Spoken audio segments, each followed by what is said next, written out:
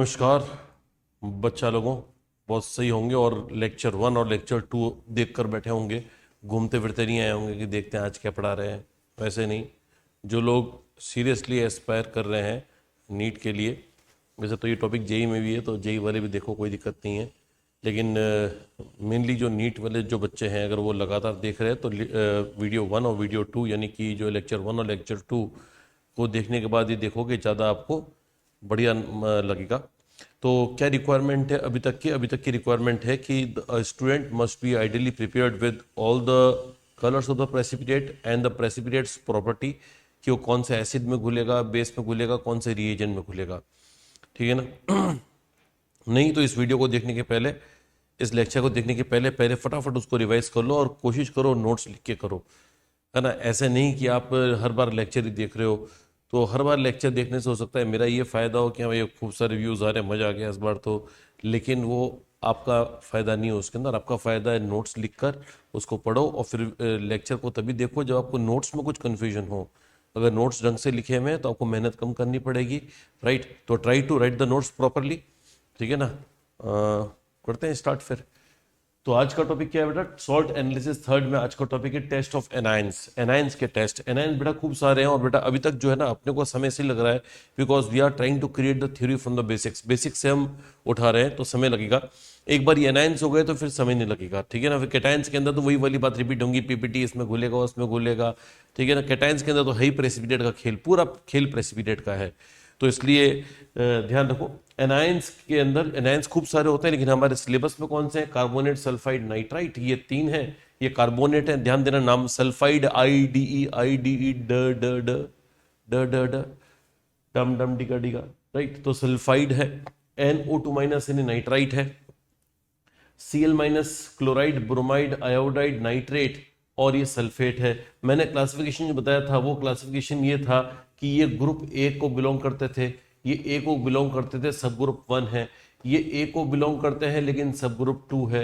ये बी को बिलोंग करता है और सब ग्रुप 1 है, राइट। तो A1 के 3, A2 के 4 और B1 का 1, ये हमारे सिलेबस में है। अगर आप बोलोगे सर फटाफट बता दो ये A1 का मतलब क्या है, तो A1 का मतलब है, A1 का मतलब वो नहीं A1, मजा आ गया, वैसा नहीं। A1 का मतलब है कि वो एनाइंस जो कि डाइल्यूट, ध्यान देना, दो एसिड का ध्यान देना, डाइल्यूट HCl या डाइल्यूट H2SO4 के साथ में कोई ना कोई रिएक्शन देके गैस उड़ा देते हैं और उस गैस को हम पहचान जाते हैं, और उस गैस से पहचान जाते हैं भैया एनाइन कौन सा था। ये एनाइन जो ये एनाइन जो गैस देता है वो CO2 है, ये जो देता है वो H2S है, और ये जो देता है वो NO2 है। तो एनाइंस के गैसेस याद करो बेटा। फिर ये वाला जो एनाइन है, ये वाले भी देते हैं गैस, लेकिन ये देते हैं कॉन्सेंट्रेटेड H2SO4 के साथ में। HCl यहां पर हट गया, HCl कुछ काम का नहीं है, कॉन्सेंट्रेटेड H2SO4। कॉन्सेंट्रेटेड H2SO4 के साथ में ये बनाएगा AgCl, सॉरी, कॉन्सेंट्रेटेड H2SO4 के साथ में ये बनाएगा HCl, है ना। ये बनाएगा Br2, ये बनाएगा I2 और ये बनाएगा NO2। इनके अलग अलग कलर या पहचान से हम पहचान जाते हैं गैस कौन सी है, और उससे एनाइन पहचान जाते हैं। ये B1 है बेटा, ये गैस नहीं बनाता, इसका टेस्ट प्रेसिपिटेट से होता है, तो वो हम आगे सीखते रहेंगे, राइट। तो ये हमारा टोटल सिलेबस है। आज हमारा मुख्य उद्देश्य है A1 पूरा करना। अगली बार मैं A2 करा दूंगा, B1 करा दूंगा, और उसके अगले वाले में मैं प्रेसिपिटेशन वाली जो रिएक्शन, मतलब क्या बोलते हैं, कैटाइंस के टेस्ट है, वो मैं कराने का प्रयास करूंगा। कैटाइंस के टेस्ट में ज़्यादा समय नहीं लगेगा, फिर भी जो है ना अपन जो है वो 5 से 6 लेक्चर का इसको माने। तो मैंने इनिशियली 4 या 5 कहा था, अब क्योंकि बेसिक्स में अपने को समय लगता है, मैं भी ऐसे मान के नहीं चल सकता ये आता होगा ये आता होगा, वो नहीं कर सकते। मैं सारी चीज़ें याद कर रहा था, वह चल रहा हूँ, इसलिए उसमें समय लगता है, राइट। तो इट विल बी से 5-6 लेक्चर्स अप्रॉक्सीमेटली, और अगर ज़रूरत पड़ी तो फिर मैं एक लेक्चर लूंगा सिर्फ क्वेश्चंस करवाने के लिए। हालांकि मैं अपने साथ आज भी क्वेश्चंस लाया हूँ, पिछली बार भी क्वेश्चंस लाया था, उसकी पिछली बार भी क्वेश्चंस लाया था, राइट। तो मैं कोशिश ये कर रहा हूँ कि इन लेक्चर्स और इन नोट्स के अलावा आपको ज़्यादा कहीं कुछ जाने की ज़रूरत नहीं पड़े, ज़्यादा कुछ देखने की ज़रूरत नहीं पड़े, राइट। फिर भी क्वेश्चंस तो अब यह है कि अगर आपने पूरे सब कुछ सिलेबस किया हुआ है तो क्वेश्चंस तो खूब सारे करो, क्या दिक्कत है। चलो अपन फटाफट करते हैं आज और स्टार्ट करते हैं टेस्ट ऑफ एनाइंस को। अब एनाइंस के टेस्ट करें तो कौन से एनाइंस के टेस्ट पहले करें बेटा, तो एनाइंस के टेस्ट पहले हम A1 के टेस्ट कंप्लीट करेंगे, फिर A2 के, फिर B1 पर आएंगे। अब जब टेस्ट ऑफ एनाइंस स्टार्ट करते हैं, जैसे हम लैब में गए, है ना, लैब में गए, अब क्या करें। लैब में गए, हमारे को जाते ही उन्होंने भिड़ते ही एक सॉल्ट दे दिया, है ना, उसमें पुड़िया में बांध के एक सॉल्ट दे दिया। क्या करोगे उस सॉल्ट का, ये सोचना है। तो आपको सबसे पहले इंस्ट्रक्शन दिए जाएंगे, हेलो बच्चों सब इकट्ठे हो जाओ, आज आपको बनाना है सोडियम कार्बोनेट एक्सट्रैक्ट। लो भी एक नया शब्द आ गया, सोडियम कार्बोनेट एक्सट्रैक्ट। हमारे को तो पढ़ाया नहीं गया भाई, हमारे को तो बताया गया था एनायन का टेस्ट ये करो, कार्बोनेट का ये टेस्ट है, इससे धुआं उड़ता है, इससे ये वाली गैस बनती है, इसका पीपीटी आ जाता है। ये सोडियम कार्बोनेट एक्सट्रैक्ट क्या है, नया शब्द सोडियम कार्बोनेट एक्सट्रैक्ट। तो देखो सबसे स्टेप 1 लैब में जो करते हैं वो है preparation of sodium carbonate extract. Sodium carbonate extract हमें दिया गया, मतलब हमें बनाने को कहा गया। तो अब क्या करें, सोडियम कार्बोनेट एक्सट्रैक्ट कैसे बनाते हैं वो सुनिएगा। तो आपको जो भी, अब सुनो किस क्या यूज है इसका वो छोड़ो, बनाते कैसे हैं वो देखो बेटा। आपके पास टेस्ट ट्यूब है, उस टेस्ट ट्यूब के अंदर आपने जो आपको जो सॉल्ट दिया हुआ है जिसमें अननोन सॉल्ट है, उस अननोन सॉल्ट को डालो, डाला, थोड़ा सोडियम कार्बोनेट डालो, ध्यान रखना कभी भी लिखते रहना, सोडियम कार्बोनेट डाला, लगभग 3 गुना डालते हैं, उसका 1 ग्राम लिया था, इसको 3 ग्राम लिया, थोड़ा सा पानी लिया, शेक किया और गर्म करना है, स्टार्ट बॉईल किया, धड़ा धड़ धड़ धड़ बॉईल किया, बॉईल किया, बॉईल किया। जब बॉईल किया उबलने लग गया सॉल्यूशन, तो अब उसने फिल्टर पेपर लेके दूसरी test tube, fresh test tube में, नई टेस्ट ट्यूब में छान लिया। ये नई टेस्ट ट्यूब में आ गया छनित, छनित छनकर जो नीचे निकला वो छनित कहलाता है। छनित मतलब कि फिल्ट्रेट, अंग्रेजी में कहते हैं फिल्ट्रेट। जो टेस्ट ट्यूब में छन के निकला वो फिल्ट्रेट, और ऊपर जो रह गया फिल्टर पेपर के ऊपर रह गया वो रेजिड्यू, दही जैसा रह गया वो रेजिड्यू, प्रेसिपिटेट वाली चीज होती है वो हट गया। बाकी नीचे आ गया, जो नीचे आ गया वो हमारा सोडियम कार्बोनेट एक्सट्रैक्ट है। क्यों बनाया ये मत दिमाग लगाओ, मैं बता दूंगा, अभी दिमाग में लगवा दूंगा। अभी बस इतना कि लैब में कैसे गए, लैब में गए, हमें सॉल्ट दिया, जो सॉल्ट दिया उसमें 3 गुना हमने मिला दिया Na2CO3 सोडियम कार्बोनेट मिला दिया, पानी में डाल के गर्म किया, गर्म करके हम फिल्टर किया, फिल्टर करने के बाद जो नीचे आया जो उसको फिल्ट्रेट कहते हैं, वो पानी जैसा सॉल्यूशन जो है उसी को हम कहेंगे सोडियम कार्बोनेट एक्सट्रैक्ट। अभी सोडियम कार्बोनेट एक्सट्रैक्ट है क्या, तो वो सुनो बेटा, होता क्या है बेटा, हमारे को टेस्ट ट्यूब में जो दिया हुआ सॉल्ट था, एक्सट्रैक्ट नहीं, जो दिया हुआ सॉल्ट है, जो दिया हुआ सॉल्ट है अगर आपने डायरेक्टली पानी में मिलाया तो हो सकता है पानी में घुले नहीं, और घुलेगा नहीं तो बेटा टेस्ट नहीं देगा। हमको टेस्ट करना है ना बेटा, हमको टेस्ट करना है इन एनायंस का। तो ये एनायन कब टेस्ट देंगे, ये एनायन तब टेस्ट देंगे जब हमें जो ये वाला सॉल्ट हमें दिया हुआ हो, लैब में जो सॉल्ट दिया हुआ हो वो पानी में सॉल्युबल होता कि उसके आयंस पानी में तैर रहे हो। तैरेंगे तभी तो बात करेंगे, जो डूब गया वो क्या बात करेगा, डूबने के बाद कोई बात नहीं होती है, डूबने के बाद तो टिकट कट जाता है। तो बेटा ये सॉल्ट सॉल्युबल होने चाहिए, लेकिन हम कोई गारंटी थोड़ी है। हमारे को बदमाशी से उन्होंने क्या दे दिया, इनसॉल्युबल सॉल्ट दे दिया, वो नीचे जाके डूब गया, बैठ गया नीचे, अब क्या करो। तो इसलिए सोडियम कार्बोनेट एक्सट्रैक्ट बनाते हैं। सोडियम कार्बोनेट एक्सट्रैक्ट इसको इसमें कन्वर्ट कर देता है सॉल्युबल सॉल्ट में। एनायन वही रहता है, एनायन चेंज नहीं करूंगा मैं। जो मुझको पूछा एनायन है, जो एनायन मुझको पूछा है, मैं एनायन वही रखूंगा, मैं कैटायन चेंज कर दूंगा, क्योंकि कैटायन तो भैया मुझसे पूछा ही नहीं है, कैटायन मुझसे पूछा नहीं है। तो मैं कैटायन, जब मैं एनायन का टेस्ट कर रहा हूं, कैटायन की चिंता नहीं करनी है। अरे बात सही है ना, जब एनायन का टेस्ट कर रहे हो तो कैटायन की चिंता नहीं करनी, कैटायन को चेंज कर दो। तो बस कुछ नहीं करना है, दिए हुए कैटायन को हटा के मैं सोडियम लगाता हूं, उसी को सोडियम कार्बोनेट एक्सट्रैक्ट कहते हैं। दिए हुए कैटायन को हटा के मैं सोडियम लगाता हूं, उसी को सोडियम कार्बोनेट एक्सट्रैक्ट कहते हैं। अब सोडियम इसलिए लगाता हूं क्योंकि मेरे को मालूम है सोडियम लगाने से वो सॉल्ट घुल जाएगा, सोडियम लगाने से वो सॉल्ट घुल जाएगा। हमें दिया था एमएक्स, हमें दिया था एमएक्स कि लो एमएक्स लो, करो, कोशिश करो। हमने कहा अच्छा, हमें एमएक्स दिया, हमें मालूम है वो इनसॉल्युबल हो सकता है, तो हमने क्या किया, हमने उसको NaX में चेंज कर दिया। कैसे किया वो रिएक्शन देखो बेटा। एमएक्स जो हमें दिया था वाटर इनसॉल्युबल था, WI का मैंने पहले बार कहा था, वाटर इनसॉल्युबल लिख लेना, वाटर इनसॉल्युबल सॉल्ट है।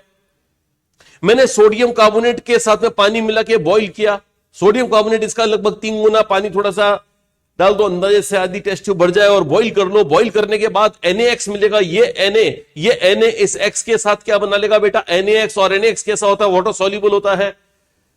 मैंने छानने को कहा था, तो छनके तो वो चीज आएगी ना जो कि सॉल्युबल है, छनके वो चीज आती है जो कि सॉल्युबल है, तो ये फिल्ट्रेट बनेगा बेटा, इसको बोलते हैं फिल्ट्रेट। फिल्ट्रेट छनके जो नीचे आएगा फिल्ट्रेट, ये छन के नीचे आता है तो फिल्ट्रेट कहलाएगा। तो फिल्ट्रेट में एनायन कौन है, तो एनायन X माइनस है। क्या एनायन पहले भी X माइनस था, यस पहले भी X माइनस है।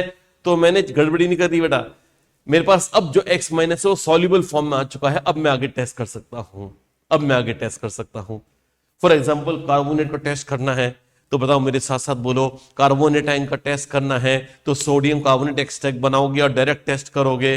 सोडियम कार्बोनेट एक्सट्रैक्ट बनाओगे, डायरेक्ट टेस्ट करोगे। तो मुझको मालूम है सब बच्चों ने कहा है कि नहीं सर सोडियम कार्बोनेट एक्सट्रैक्ट बनाएंगे। अरे नहीं बनाना, इसी के लिए एक्सेप्शन है। अब सब लोगों के चेहरे उतर गए, ये क्या बात हुई यार, एक चीज बड़ी मुश्किल समझ में आई और अब बोल रहे हैं कि एक्सेप्शन है। अरे एक्सेप्शन नहीं, दिमाग की बात सोचो, दिमाग की बत्ती जलाओ, थोड़ा सोचो। कार्बोनेट आयन के लिए सोडियम कार्बोनेट एक्सट्रैक्ट बनाने का मतलब क्या है मालूम है? कि आपको मान लीजिए टेस्ट के दौरान ये बोला गया लाओ जाओ देखो इसमें कार्बोनेट है क्या, कार्बोनेट एनायन है क्या, और आपने क्या गड़बड़ी की मालूम है? आप बाहर से खुद कार्बोनेट डाल दिए। अरे यार कार्बोनेट तो 100% होगा ना, आप ही कार्बोनेट डाल रहे हो, आप बाहर से कार्बोनेट डाल रहे हो, कार्बोनेट का टेस्ट करने के लिए बाहर से कार्बोनेट डाल रहे हो और फिर देख रहे हो कि बताओ देखते हैं इसमें कार्बन। अरे क्यों नहीं होगा, आपने इतना सारा खुद ने तो मिला है। तो कार्बोनेट के टेस्ट के दौरान कार्बोनेट एक्सट्रैक्ट मत बनाना, क्योंकि हम कार्बोनेट खुद डाल देंगे। अरे भाई यार ये बात समझ में आई कि नहीं आई? ये बात कुछ समझ में आ रही कि नहीं आ रही है? राइट, आप कहीं पर किसी कमरे में पैसे आपके गुम गए, 500 रुपए का नोट ढूंढ रहे हो, मिल नहीं रहा, बहुत परेशान हो गए। आपने क्या किया, ऐसे की तैसी आपने जेब से रुपए निकाले 500 और सोफे के नीचे छुपाए और बाद में ढूंढ मिल गया। ये कोई वो तो मिलेगा ही ना, आपने खुद ने तो डाले। कार्बोनेट हमने खुद ने मिलाया। भाई साहब क्या टेस्ट कर रहे हो कार्बोनेट आयन का? तो कृपया करके जिसको ये अभी भी समझ में नहीं आया ना यार, इतना घटिया एग्जांपल ले लिया उसके बाद भी समझ में नहीं आया, तो बहुत अच्छा तरीका बता रहा हूं, याद कर लो। बहुत बढ़िया तरीका, याद कर लो। We do not prepare sodium carbonate extract for testing of carbonate ion. ये नोट लिख देना और बोल देना मुझे तो याद करना है, क्योंकि मेरे को समझ में नहीं आया था। राइट, कार्बोनेट आयन का टेस्ट करने के लिए सोडियम कार्बोनेट एक्सट्रैक्ट नहीं बनाना बेटा, फंस जाएगा भिड़ू। राइट, चलो ये लो कार्बोनेट बाइकार्बोनेट टेस्ट। ये कार्बोनेट भाई एक जैसे ना, भाई हालांकि भाई हमारे सिलेबस में नहीं है, भाई हमारे सिलेबस में नहीं है, लेकिन भाई के बारे में जितना बता रहा हूं उतना ध्यान रखना। भाई को गुस्सा नहीं करना है, ठीक है ना? ऐसा नहीं कि भाई को पूरा बाहर निकाल दिया भाई अपने, भाई को पूरा बाहर नहीं, जितना मैं बोलूं उतना ही बाहर निकालना है। राइट, कार्बोनेट बाइकार्बोनेट दोनों के टेस्ट के लिए सोडा एक्सट्रैक्ट नहीं बनाते, इसको सोडा एक्सट्रैक्ट भी कहते हैं। मैंने भी समझा है, सोडियम कार्बोनेट एक्सट्रैक्ट का नाम थोड़ा बड़ा है तो छोटा नाम सोडा एक्सट्रैक्ट। सोडा एक्सट्रैक्ट किसके लिए बनाते हैं? एनायंस के टेस्ट के लिए बनाते हैं। कौन से एनायंस के टेस्ट के लिए बनाते हैं? सारे एनायंस के टेस्ट के लिए बनाते हैं। क्यों बनाते हैं? ताकि हमें सॉल्युबल सॉल्ट मिल जाए। किसका नहीं बनाते? तो कार्बोनेट और बाई कार्बोनेट का नहीं बनाते। बस ये लाइन बस इंपॉर्टेंट है, ध्यान रखना। राइट, कोई दिक्कत नहीं, चलो ठीक है आगे बढ़ते हैं। नंबर 1 आ रहा टेस्ट ऑफ कार्बोनेट। लो भैया हम लैब में गए, हमको कहा गया कि आज बच्चों देखो कार्बोनेट आयन का टेस्ट करो। टेस्ट ट्यूब में किसका टेस्ट करो? कार्बोनेट आयन का। हमने कहा ठीक है, हमको वो लाइन याद है कि भैया समझ में तो नहीं आया था, लेकिन याद है सर ने कहा था सोडियम कार्बोनेट एक्सट्रैक्ट इसके लिए नहीं बनाना है, डायरेक्ट सॉल्ट जो दिया गया सॉल्ट उसे डायरेक्ट टेस्ट करना है। तो अब एनायन के टेस्ट होते कितने प्रकार के हैं? तो एनायन का सबसे पहला टेस्ट तो वो ये ना एसिड टेस्ट। ये कौन सा टेस्ट कर रहे हैं? A1 का। और A1 के एसिड्स कौन है? 2 हैं बेटा। A1 के एसिड्स 2 हैं, एक तो डाइल्यूट सल्फ्यूरिक एसिड, ये डाइल्यूट एसिड। ये दोनों में से कोई भी काम में ले लो, दोनों में से कोई भी।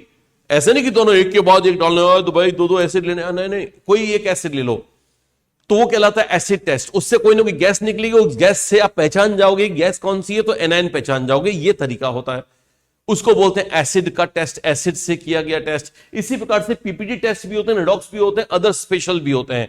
यानी एनायंस के टेस्ट ये 4 प्रकार के होते हैं और हर एनायन ये चारों टेस्ट दे कोई जरूरी नहीं है।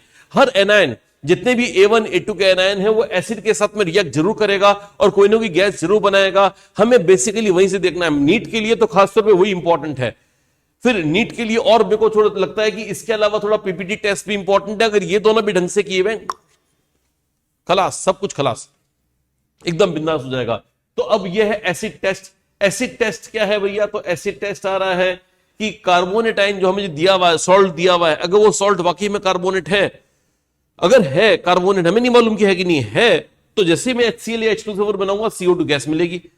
ये जो CO2 गैस मिलेगी वो कैसी गैस मिलेगी? लिख लेना, colourless odourless gas with brisk effervescence, बुदबुदाहट के साथ। जैसे वो सोडा की बोतल को हिला के और एकदम खोलते हैं तो क्या झाग आते हैं, वैसे इसके झाग आएंगे। तो झाग के साथ अगर बुदबुदाहट के साथ अगर गैस निकल रही है, कलरलेस ओडरलेस है, कलर भी नहीं है, ओडरलेस मतलब गंध भी नहीं है, रंगहीन गंधहीन गैस अगर बुदबुदाहट के साथ मिलती है तो उसे CO2 मान लिया जाता है। लेकिन ये कोई कंफर्म नहीं है बेटा, कोई कंफर्मेटरी टेस्ट नहीं है, ये प्रिलिमिनरी टेस्ट है। प्रिलिमिनरी टेस्ट के अंदर ये होता है कि हमने अभी करा है, देखते हैं होता है कि नहीं होता है।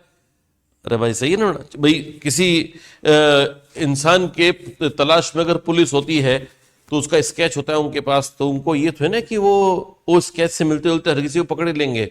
वो 8-10 लोगों पे निगरानी रखेंगे जो कि उससे मिलते जुलते होंगे कि यार ये इनमें से कोई हो सकता है। एग्जैक्टली हम यहाँ पे कॉन्फर्म नहीं है, ये we are not confirm here कि CO2 ही है।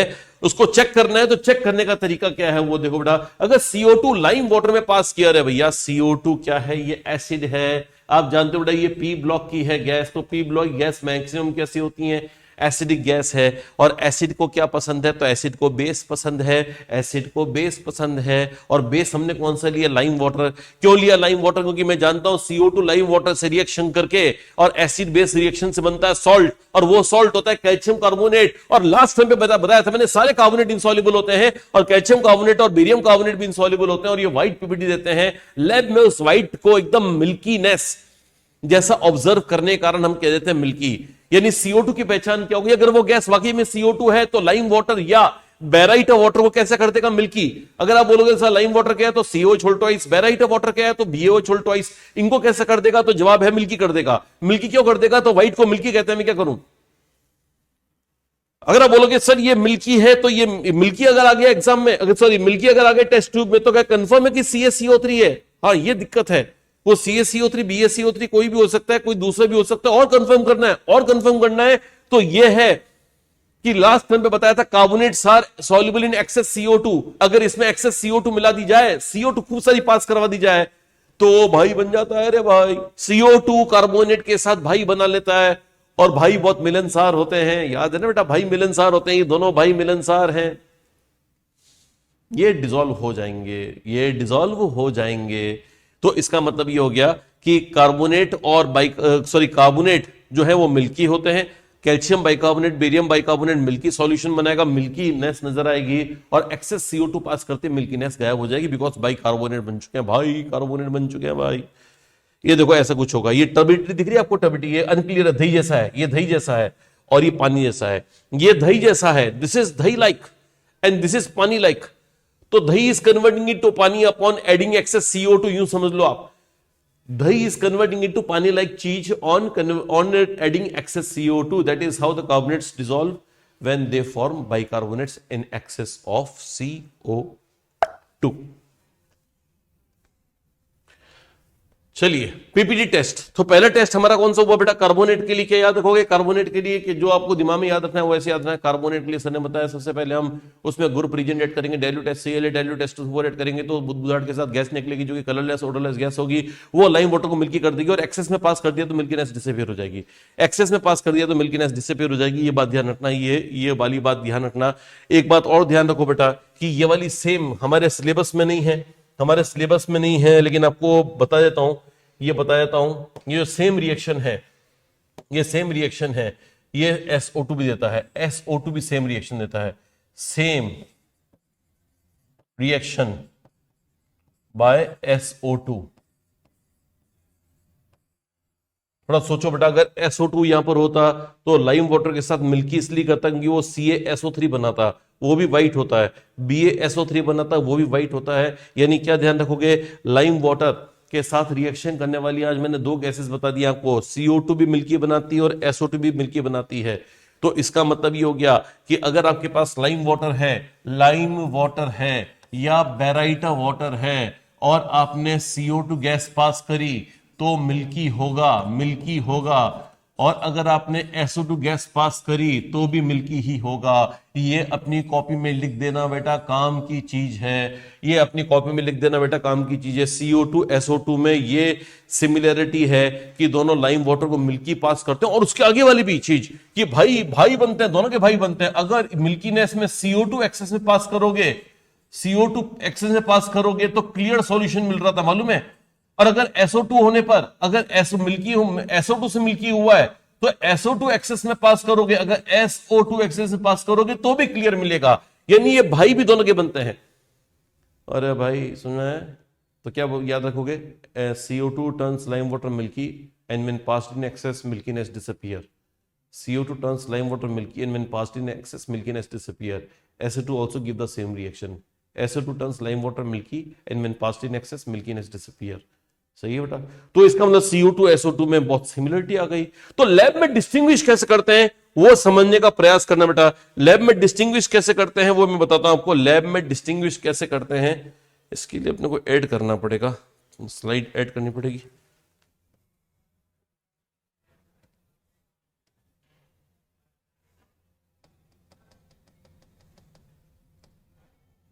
चलो ये देखो, अगर आपको निकालना है कि भैया CO2 और SO2 में डिफरेंस क्या है, अंतर क्या है, सिमिलरिटी तो समझ आ गई। डिफरेंस ये है कि SO2 की रिएक्शन जब एसिडिफाइड पोटेशियम डाइक्रोमेट K2Cr2O7, आप सब जानते हो बेटा ये ऑक्सीडाइजिंग एजेंट है। ये कौन सा एजेंट है? ऑक्सीडाइजिंग एजेंट है। ऑक्सीडाइजिंग एजेंट सल्फर की +4 को +6 में कन्वर्ट कर देगा और SO3 बना देगा और खुद क्रोमियम +6 से +3 में आ जाएगा जो कि ग्रीन कलर का होगा। ये ग्रीन कलर का होता है और ये ऑरेंज कलर का होता है, ऑरेंज कलर का होता है। इसका मतलब SO2 ने ऑरेंज कलर को ग्रीन में चेंज कर दिया। लेकिन CO2 में K2Cr2O7 के साथ कोई अभिक्रिया नहीं होती, कोई रिएक्शन नहीं होती, नो रिएक्शन। उसका रीजन ये है बेटा, कार्बन पहले से ही अपनी मैक्सिमम स्टेट में है। 4 कार्बन 6 में जाता ही नहीं है। सल्फर 6 में जा सकता है लेकिन कार्बन 6 में नहीं जा सकता। तो आज के बाद क्या ध्यान रखोगे बेटा, CO2 और SO2 में लैब में डिस्टिंग्विश करने का तरीका क्या है? तो जवाब है पोटेशियम डाइक्रोमेट का एसिडिफाइड सॉल्यूशन। तो बता CO2 और SO2 में से कौन पोटेशियम डाइक्रोमेट को डीकलराइज करता है? तो जवाब है कोई भी नहीं करता है। अगर आप बोलोगे सर ये तो क्या लिखवाया आपने, SO2 करता है, वो डीकलराइज नहीं कर रहा है, कलर चेंज कर रहा है। डीकलराइज करना अलग बात, डीकलराइज का मतलब होता है कलर ही उड़ा देना। तो वो कलर उड़ाने का काम ये करता है K-मोनोफोर के साथ में। K-मोनोफोर का रंग जो शुरू में होता है पिंक और बाद में रिएक्शन होने के बाद में बन जाता है Mn2+, वो कलरलेस है। तो इसको बोलते हैं डीकलराइज करना। तो आज के बाद क्या ध्यान रखोगे, SO2 किससे रिएक्ट करता है? पोटेशियम डाइक्रोमेट से या K2Cr2O7 से? पोटेशियम डाइक्रोमेट से या KMnO4 से? दोनों सेम ही बोल दिए। KMnO4 या K2Cr2O7 में से किससे रिएक्ट करता है? तो जवाब है दोनों से रिएक्ट करता है। तो रंग किसका चेंज करता है? तो रंग चेंज करता है K2Cr2O7 का रंग करता है ऑरेंज से ग्रीन और KMnO4 को तो रंग ही उड़ा देता है उसका। इसका जो पिंक कलर था वो कलरलेस कन्वर्ट करता है। ये पिंक कलर होता है और ये कलरलेस इसमें लाइट सी पिंक की झाई आती है, मतलब टिंज ऑफ लाइट पिंक होता है, लेकिन ऑलमोस्ट कलरलेस ही मान सकते हैं आप इसको। तो मेरे ख्याल से SO2 CO2 में अंतर समझ आ गया होगा बेटा। ध्यान रखना SO2 को मैंने डिटेल में इसलिए नहीं बताया क्योंकि सल्फाइड आयन हमारे सिलेबस में नहीं है। जो गैस निकलती है SO2 वो सल्फाइड आयन से निकलती है, लेकिन वो हमारे सिलेबस में नहीं है। लेकिन बाय द वे अब क्वेश्चन आ भी गया ना, अगर मान लो आउट ऑफ सिलेबस थोड़ा उन्होंने देने का प्रयास भी किया तो जो लोग इसको देख रहे हैं प्रेजेंटेशन को, उनको मजा आ जाएगा कि हाँ चलो ठीक है सर ने ये बता दिया था हमें, राइट। तो आई होप आपको समझ में आ गया होगा। क्या करें अब? चलो भैया बी आ गया, मैंने ए टेस्ट करा दिया। ए टेस्ट था एसिड टेस्ट, कार्बोनेट का एसिड टेस्ट क्लियर हो गया बेटा। अब कार्बोनेट का पीपीटी टेस्ट है। कार्बोनेट का पीपीटी टेस्ट किससे कराते हैं? BaCl2 या CaCl2। अब बच्चों के साथ एक और दिक्कत आएगी, बच्चा सोचेगा कि सर ये हमें इतने सारे रिएजेंट है और आगे आएंगे तो रिएजेंट और बढ़ जाएंगे, क्या वो याद करने? Answer is no. नो, ये याद नहीं करना है, बस ये मालूम होना चाहिए आपको, कैलकुलेशन आनी चाहिए। अभी ये गणित है। गणित ये है कि अगर ये एग्जाम में आ गया BaCl2 और CaCl2 और ये दिया हुआ है कि कार्बोनेट आयन है, तो इनके साथ में क्या बनेगा और उसकी प्रॉपर्टी क्या है बेटा, ये आनी चाहिए। यानी वो पिछले लेक्चर वाला काम, राइट। तो ये रटना नहीं है कि पीपीटी टेस्ट में सर ने किस किस से करवाए थे, याद हो जाए अपने आप पढ़ते पढ़ते तो ठीक है, नहीं हो तो भी ठीक है। बस आपको इतना ध्यान रखना है कि पीपीटी अपने नोट्स में जब लिखो तो पीपीटी में ये कोशिश करो कि हमको ये पता लग जाए कि इसके साथ में ये जब रिएक्शन करेगा तो बनेगा क्या। वो कंपाउंड केटायन एनायन को चिपका के नया कंपाउंड तो बनाओगे ना यार, वो आना चाहिए। फॉर एग्जांपल यहां दे दिया आपको भैया कार्बोनेट आयन का एक्वा सॉल्यूशन है, BaCl2 डालो, बताओ क्या बनेगा? अरे तो क्या बनेगा, Ba यहां से उठा है, केटायन एनायन यहां से उठा है, BaCO3 बनेगा। और अगर ये डाला तो CaCO3 बनेगा, और अगर बनेगा तो पीपीटी आएगा, because carbonate are all insoluble, all carbonates are insoluble. ये देखो मैंने पीछे लिखा है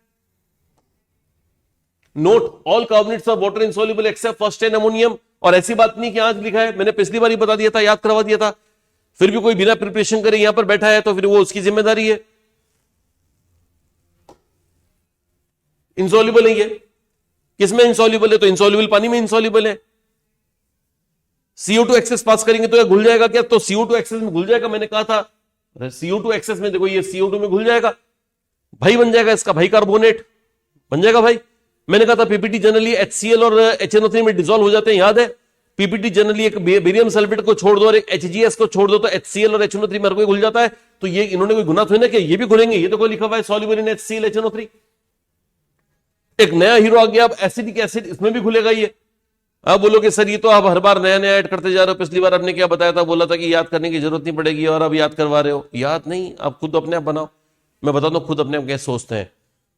ये एसिटिक एसिड है, ये बेरियम है, यहां से बेरियम कैटायन लो। ये अगर आप सोच रहे हो ये इसमें सॉल्युबल है या नहीं, अपना सवाल क्या है, ये इसमें सॉल्युबल है या नहीं है, कैसे सोचोगे? मैं कैसे सोचता हूं बताता हूं। मैं इसका एनायन तोड़ता हूं। क्या तोड़ता हूं? एनायन। इसके कैटायन के साथ में चिपकाता हूं। एनायन कैटायन चिपकाया तो बना barium acetate. Barium acetate, barium acetate क्या था भैया, वाटर सॉल्युबल या इनसॉल्युबल? तो मैं फिर लास्ट टाइम मैंने जब एसीटेट्स की सॉल्युबिलिटी बताई थी उसको ध्यान रखो। ऑल एसीटेट्स आर सॉल्युबल एक्सेप्ट आज और होगा, एक्सेप्ट आर हो चुका, प्रभात भी नहीं है, आज और होगा। तो आज और होगा क्या एसीटेट इनसॉल्युबल है, बाकी सारे सॉल्युबल है ना यार। तो इसका मतलब ये हो गया कि इसका इसके साथ में जो चीज बन रही है वो सॉल्युबल है, घुलेगी, राइट? अब बोलोगे सर इसका क्या करना है, तो इसका ये करो। इसका एनायन को चेक करने का तरीका है, एनायन, एनायन किससे आता है? एनायन एसिड से आता है, इसको एसिडिक रेडिकल कहते हैं। और जिस एसिड सी आया है बेटा यह है कार्बोनेट, कार्बोनेट।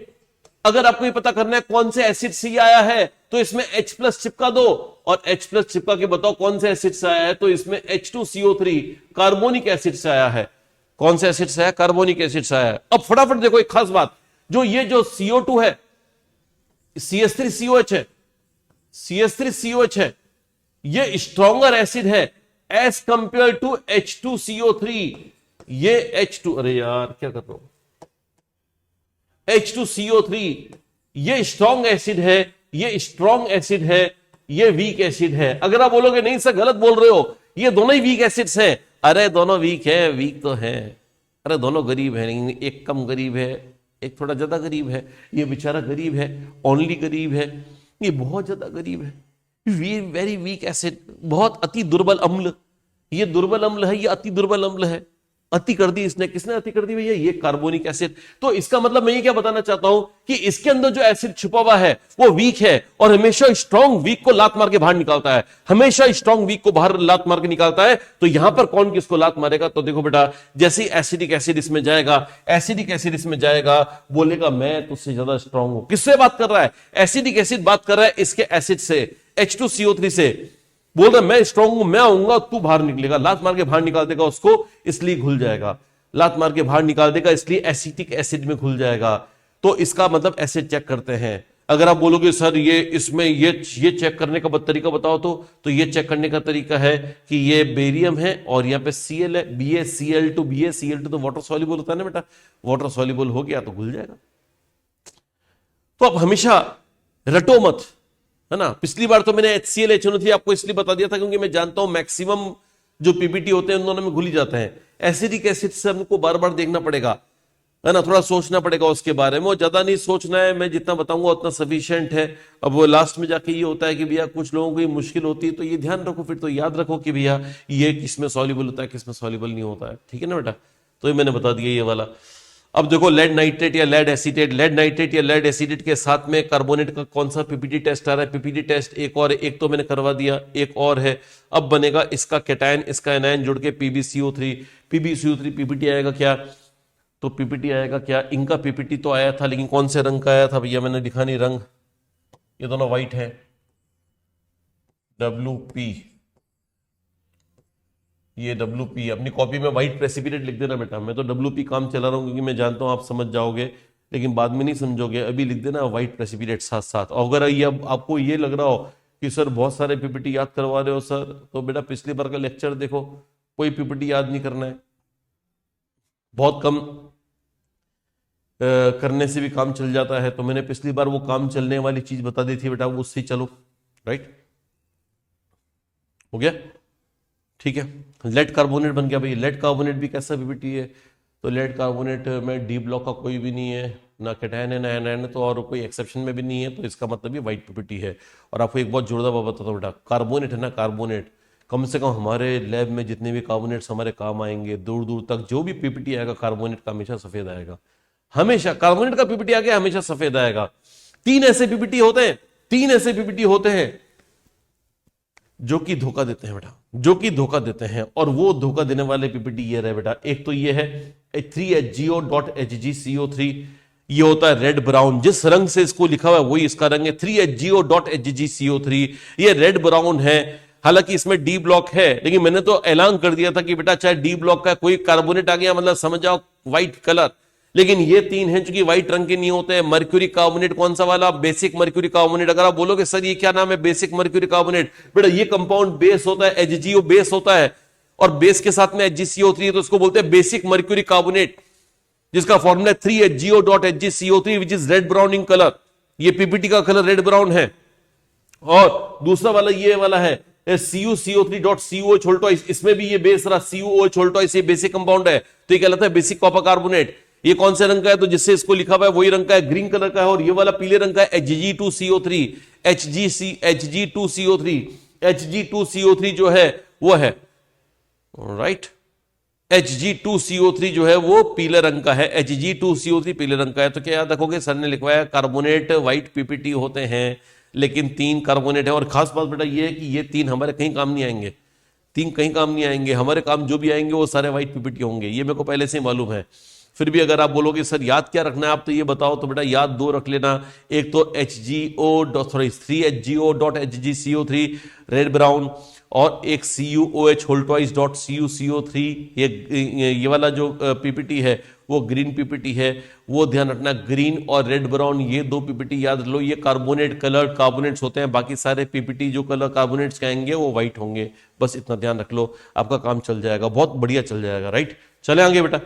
चलो अब ये PbCO3 बन गया, कैसा पीपीटी है, WP लिख देना, व्हाइट प्रेसिपिटेट है। और ये व्हाइट प्रेसिपिटेट किसमें, इनसॉल्युबल। ये देखो बेटा जबरदस्त बात है, ये बात स्टार स्टार स्टार लगा दो,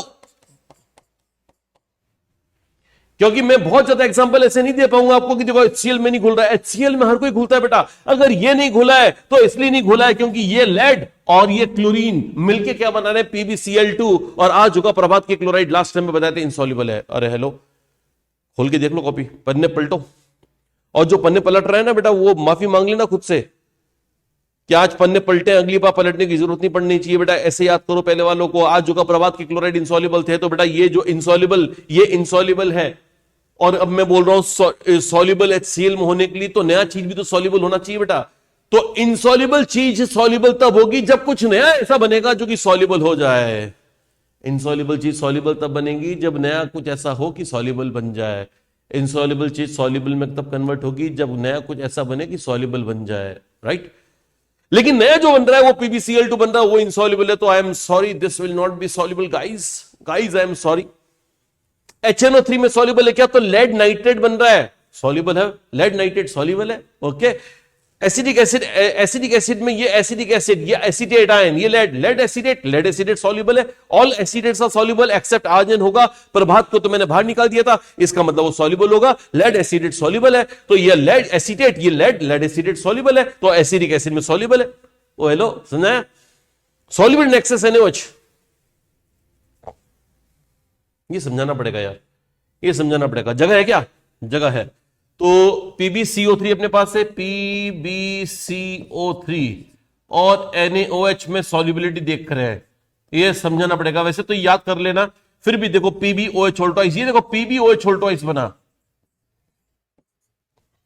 अब मैं क्यों बोला ये कि समझाना पड़ेगा, क्योंकि मैं जानता हूं ये अगर किसी बच्चे ने रट लिया तो ठीक है, नहीं तो समझ में नहीं आता, पल्ले नहीं पड़ता ये वाला, इसलिए मैं इसको डिटेल में ले रहा हूं। देखो ध्यान से, PbCO3 NaOH के साथ PbOH बनेगा बेटा, मैं जानता हूं ये इंसॉल्युबल है, तो पीपीटी आ जाएगा। आप बोलोगे फिर मजाक क्यों कर रहे हो सर, जब पीपीटी आ रहा है तो यहां पे क्यों लिखा आपने कि ये एक्सेस NaOH में सॉल्युबल है, क्योंकि मैंने एक्सेस लिखा है और अभी तक मैंने एक्सेस NaOH लिया ही नहीं है। अभी तक तो NaOH थोड़ा सा लिया है, अभी तो मुट्ठी पर, थोड़ा सा चिमटी पर लिया है, अभी तो पूरा NaOH लेना बाकी है। अब ये पूरा NaOH लेने से क्या बनेगा, वो देखो देखो देखो देखो, देखो। अगर मैं NaOH और ले लूंगा तो हम सब जानते हैं ये एम्फोटेरिक है, और अब सब जानते होंगे एम्फोटेरिक ये होते हैं जनाबे अली सबसे आसान पंजाबी सॉन्ग गाया करो +3। तो ये क्रोमियम +3 बाकियों के लिए वैलेंसी याद करना, बाकियों के लिए सारे ऑक्साइड्स और हाइड्रोक्साइड्स एम्फोटेरिक है। जनाबे अली सबसे आसान पंजाबी सॉन्ग गाया करो के ऑक्साइड्स और हाइड्रोक्साइड्स एम्फोटेरिक होते हैं। ये लर्निंग ट्रिक है, अगर आपने पहले याद नहीं कर रखा है तो इस प्रकार से याद कर लीजिएगा। तो इसका मतलब ये हो गया, ये एम्फोटेरिक है तो NaOH के अंदर तो एसिड बेस रिएक्शन करेगा ना, और एसिड को बेस पसंद है, इस कारण से वो घुल जाएगा। एसिड बेस रिएक्शन होने पर सॉल्युबल सॉल्ट बन जाते हैं, तो यहां पर सॉल्युबल हो जाएगा। मेरे ख्याल से आपको समझ में आ गया होगा। PbCO3 NaOH में डिसॉल्व भले ना हो, लेकिन एक्सेस NaOH में डिसॉल्व हो जाएगा, because the new compound formed is a salt of sodium which is water soluble. नया जो भी सॉल्ट बनेगा वो सोडियम से बनेगा, और सोडियम के सॉल्ट हमेशा वाटर सॉल्युबल होते हैं। आज सोडियम कार्बोनेट एक्सट्रैक्ट बनाते समय भी समझाया था मैंने कि NaX सॉल्युबल था, तो ये सॉल्युबल भी बनेगा। क्लियर बेटा? चलो ये सब में क्लियर हो गया। अब आता है नेक्स्ट एक और, with silver carbonate. Silver carbonate के साथ क्या टेस्ट है भाई? Carbonate ion, silver nitrate. Silver nitrate अगर आपने लैब में दिया तो ये Ag इसके साथ क्या बना लेगा? Ag2CO3 का व्हाइट पीपीटी। Ag2CO3 का व्हाइट पीपीटी हल्का सा येलो स्टिंज होता है। कुछ लोग बोल रहे होंगे कि सर आपने अभी भी तो लिखा था कि 3HGO.HgCO3 रेड बर्न होता है, COCO3.COH होल ट्वाइस ये होता है ग्रीन, और उसके अलावा Hg2CO3 होता है येलो। इसके अलावा तो सारे कलर आपने कहा था व्हाइट होंगे, ये देखो सर येलो कहां से आ गया? तो बेटा ये मेन व्हाइट है, इसका मेन कलर व्हाइट ही है। येलो टिंज होती है, थोड़ी झाई चमक थोड़ी सी येलो होती है, तो आप इसको माफ कर दो यार, व्हाइट पीपीटी ही है। Ag2CO3 जो है वो अगर बन जाएगा तो व्हाइट पीपीटी बनेगा। अगर ये व्हाइट पीपीटी बनता है तो किसमें सॉल्युबल किसमें इनसॉल्युबल? ये देखो बेटा, इनसॉल्युबल इन HCl। जो भी ऐसी चीज है इनसॉल्युबल इन HCl हो रहा है बेटा, वो बेहद इंपॉर्टेंट है। अगर आप बोलोगे क्यों है, तो यहां से Cl आया और यहां से कौन आया? Ag आया, तो AgCl बना, और AgCl आज होगा प्रभात के क्लोराइड इनसॉल्युबल होते हैं। लो भैया आंसर आ गया। फिर आ गया NH4OH। तो बेटा लास्ट में मैंने कॉम्प्लेक्स फॉर्मेशन बताया था, सिल्वर D ब्लॉक का है और उसको कॉम्प्लेक्स बनाना पसंद है। सिल्वर का कॉम्प्लेक्स ये वाला बनता है, साइड में कहां लिखू रे? साइड में यहां लिख रहा हूं, देखो ये रहा AgNH3 का होल ट्वाइस प्लस, ये है, ये बनेगा AgNH3 होल ट्वाइस प्लस। क्या बनेगा? AgNH3 होल ट्वाइस प्लस, ये कॉम्प्लेक्स बनेगा, और कॉम्प्लेक्स आयंस वाटर सॉल्युबल होते हैं। तो सिल्वर का कार्बोनेट सॉल्युबल नहीं है, लेकिन जैसे अमोनिया खूब सारी पास करेंगे। ये क्या हो रहा है भाई? जोश थोड़ा ज्यादा हो गया। So we have to have a good combination of josh and hosh. Let us start now. क्या बोल रहा था मैं?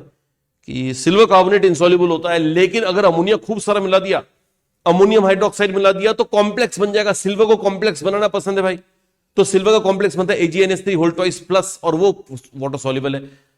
मैंने कहा था सिल्वर को साइनाइड कॉम्प्लेक्स ही बनाता है, सिल्वर का कॉम्प्लेक्स साइनाइड भी बनता है, ये वाला कॉम्प्लेक्स साइनाइड Ag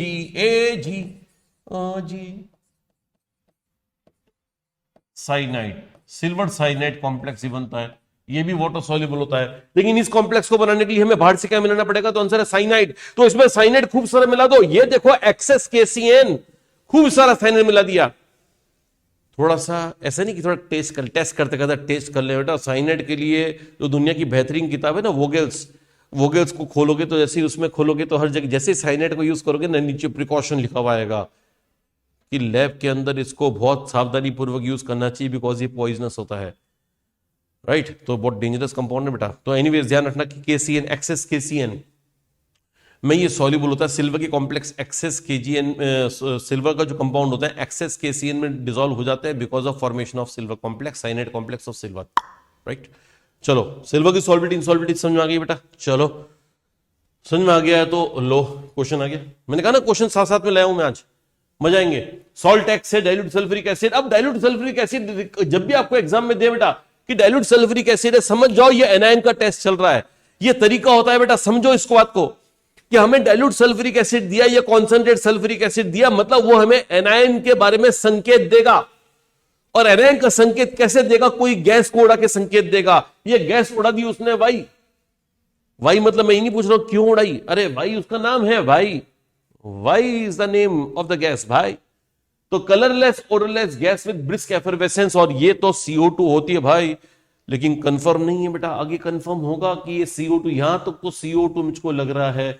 अब CO2 कैल्शियम हाइड्रोक्साइड के साथ व्हाइट कुछ बनाता है क्या? तो CO2 लाइम वाटर को मिल्की मिल्की करता है ना बेटा, व्हाइट है मतलब मिल्की है। मिल्की कौन होता है? तो CaCO3 होता है, CaCO3। इसका मतलब ये CaCO3 अब कंफर्म हो गया, ये CaCO3 है ना। कोशिश करना कि मेरा ये आंसर मत देखो, पहले आप अपने लेवल पे पूरा ट्राई करो, उसके बाद में आप आंसर देखो। यूं नहीं कि आप यहां देख रहे हो सर बड़ा बढ़िया सॉल्व कर रहे हैं, अरे मैं तो बढ़िया सॉल्व करूंगा, आपको बढ़िया सॉल्व करना है ना। मैटर आपका सॉल्व करा हुआ काम आएगा, मेरा सॉल्व करा हुआ काम नहीं आएगा, मुझको आता है। CaCO3 CO2 एक्सेस पास करेंगे, CO2 एक्सेस पास करेंगे तो बेटा ये कार्बोनेट CO2 को भाई में कन्वर्ट करता है, भाई कार्बोनेट का क्लियर सॉल्यूशन बन जाएगा। तो Z कौन हो गया? ये Z हो गया भाई कार्बोनेट, Z डैश हो गया, सॉरी Z डैश हो गया CaHCO3 का होल ट्वाइस, ये भाई हो गया भाई कैल्शियम बाइकार्बोनेट। ये क्लियर होता है भैया, क्लियर सॉल्यूशन होता है, लैब में टेस्ट ट्यूब में एकदम पानी के माफिक दिखाई देगा भाई, ठीक है। क्वेश्चन है एनायन ऑफ एक्स, एक्स का एनायन कौन है?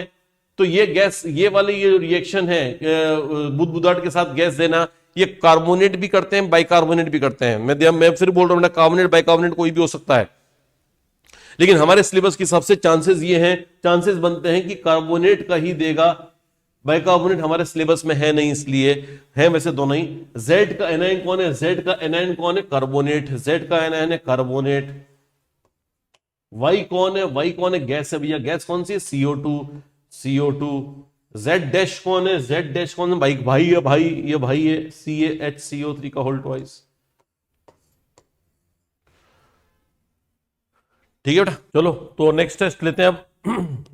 सल्फाइड आयन, कार्बोनेट कर चुके हैं बेटा अपन, है ना।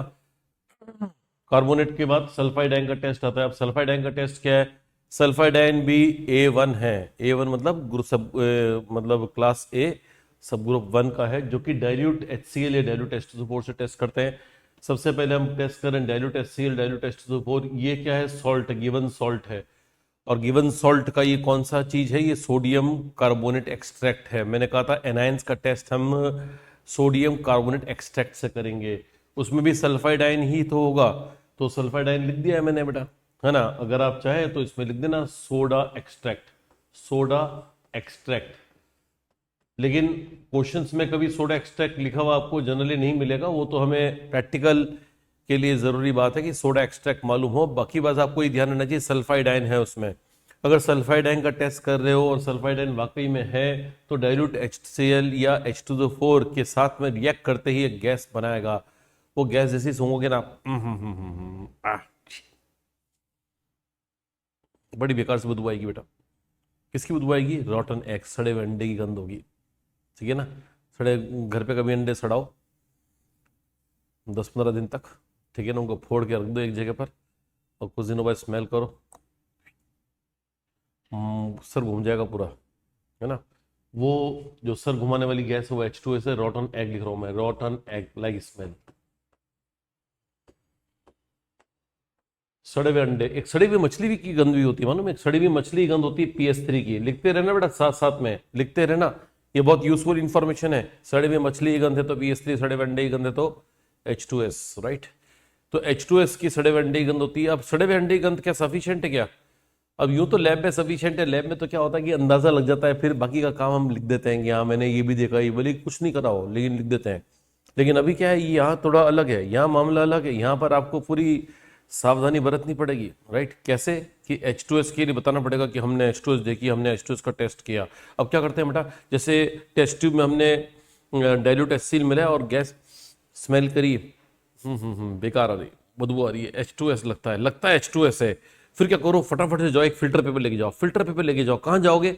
रैक पे। उस रैक पे एक सॉल्यूशन पड़ा होगा लेड एसिडेट का, उस लेड एसिडेट के सॉल्यूशन में थोड़ा फिल्टर पेपर को डिप करो ऐसे, है ना। फिल्टर पेपर गीला हो गया। अब गीले फिल्टर पेपर को वो जो H2S जहां निकल रही थी ना उसके ऊपर लेके जाओ। अगर H2S है, वाकई में है, तो देखो क्या होगा, H2S उस फिल्टर पेपर के अंदर प्रेजेंट लेड एसिडेट से रिएक्शन करेगा सल्फर और लेड मिलके क्या बना लेगा? PBS। यस, PBS का होता है PPT।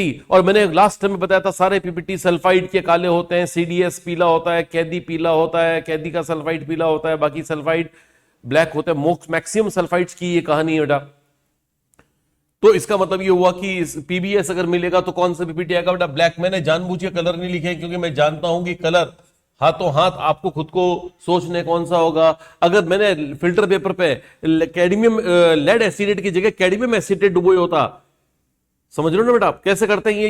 ये टेस्ट ट्यूब है, इस टेस्ट ट्यूब में हमने डाइल्यूट HCl मिलाया, सब कुछ मिलाया, बाहर गैस निकली, अरे गैस बहुत गंदी है, खराब है। हमने फिल्टर पेपर लिया, फिल्टर पेपर पे हमने थोड़ा सा लगाया सॉल्यूशन, किसका? ये लगाया इन दोनों में से किसी का, लेड एसिडेट या कैडमियम एसिडेट का, और फिल्टर पेपर को उसके ऊपर लेके गए। अगर फिल्टर पेपर के ऊपर लेके गए तो ये गैस से रिएक्ट करेगी और रिएक्ट करके क्या बना लेगी? पीबीएस बना लेगी। अगर इसमें लेड हुआ तो कैडमियम हुआ तो कैडमियम CDS बनेगा। और इन दोनों की पीपीटी अलग अलग रंग के होते हैं। अगर आपने लेड एसिडेट में डुबोया फिल्टर पेपर को तो पीबीएस का काला पीपीटी आएगा, और नहीं तो कैडमियम में डुबोया होगा तो कैडमियम सल्फाइड का येलो पीपीटी आएगा। उस येलो कलर पीपीटी तो खैर क्या आएगा वो, क्योंकि वो तो फिल्टर पेपर पे रंग आ जाएगा, फिल्टर पेपर पे रंग आ जाएगा, वो रंग से अंदाजा लग जाएगा कि भैया हमारे पास जो गैस निकल रही है वो H2S है या नहीं है। अगर वाकई में H2S है तो ये दोनों फिल्टर पेपर टेस्ट पॉजिटिव हो जाएंगे। फिल्टर पेपर टेस्ट समझ में आ गया बेटा? फिल्टर पेपर के साथ टेस्ट करते हैं H2S का, H2S का टेस्ट फिल्टर पेपर के साथ करते हैं। जब जितने स्टेप में आप H2S कंफर्म करो कि हाँ भाई H2S ही है, उतना हमें और संकेत मिलता जाएगा, yes given ion sulphide ion ही था, सल्फाइड आयन ही था। फिल्टर पेपर टेस्ट हो गया बेटा। तो कुल मिला के हमारा एसिड टेस्ट पूरा हो गया। एसिड टेस्ट पूरा होने के बाद अब आते हैं पीपीटी टेस्ट के ऊपर, प्रेसिपिटेट टेस्ट के ऊपर।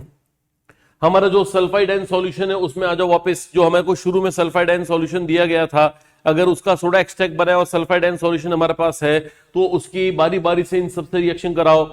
अगर आपका सवाल यह है कि सर क्या हमको ये इतने सारे याद करने हैं, कोई याद नहीं करना है बेटा, याद नहीं करना है आपको। बस जो मैंने अभी थोड़ी देर पहले कहा था कि आपको मालूम होना चाहिए ये इससे रिएक्ट करेगा या नहीं करेगा, तो बस आपको इसका कैटायन इसके एनायन के साथ रिएक्ट करके बना दो क्या बना रहे हो, और फिर जज करो वो पीपीटी है या नहीं है।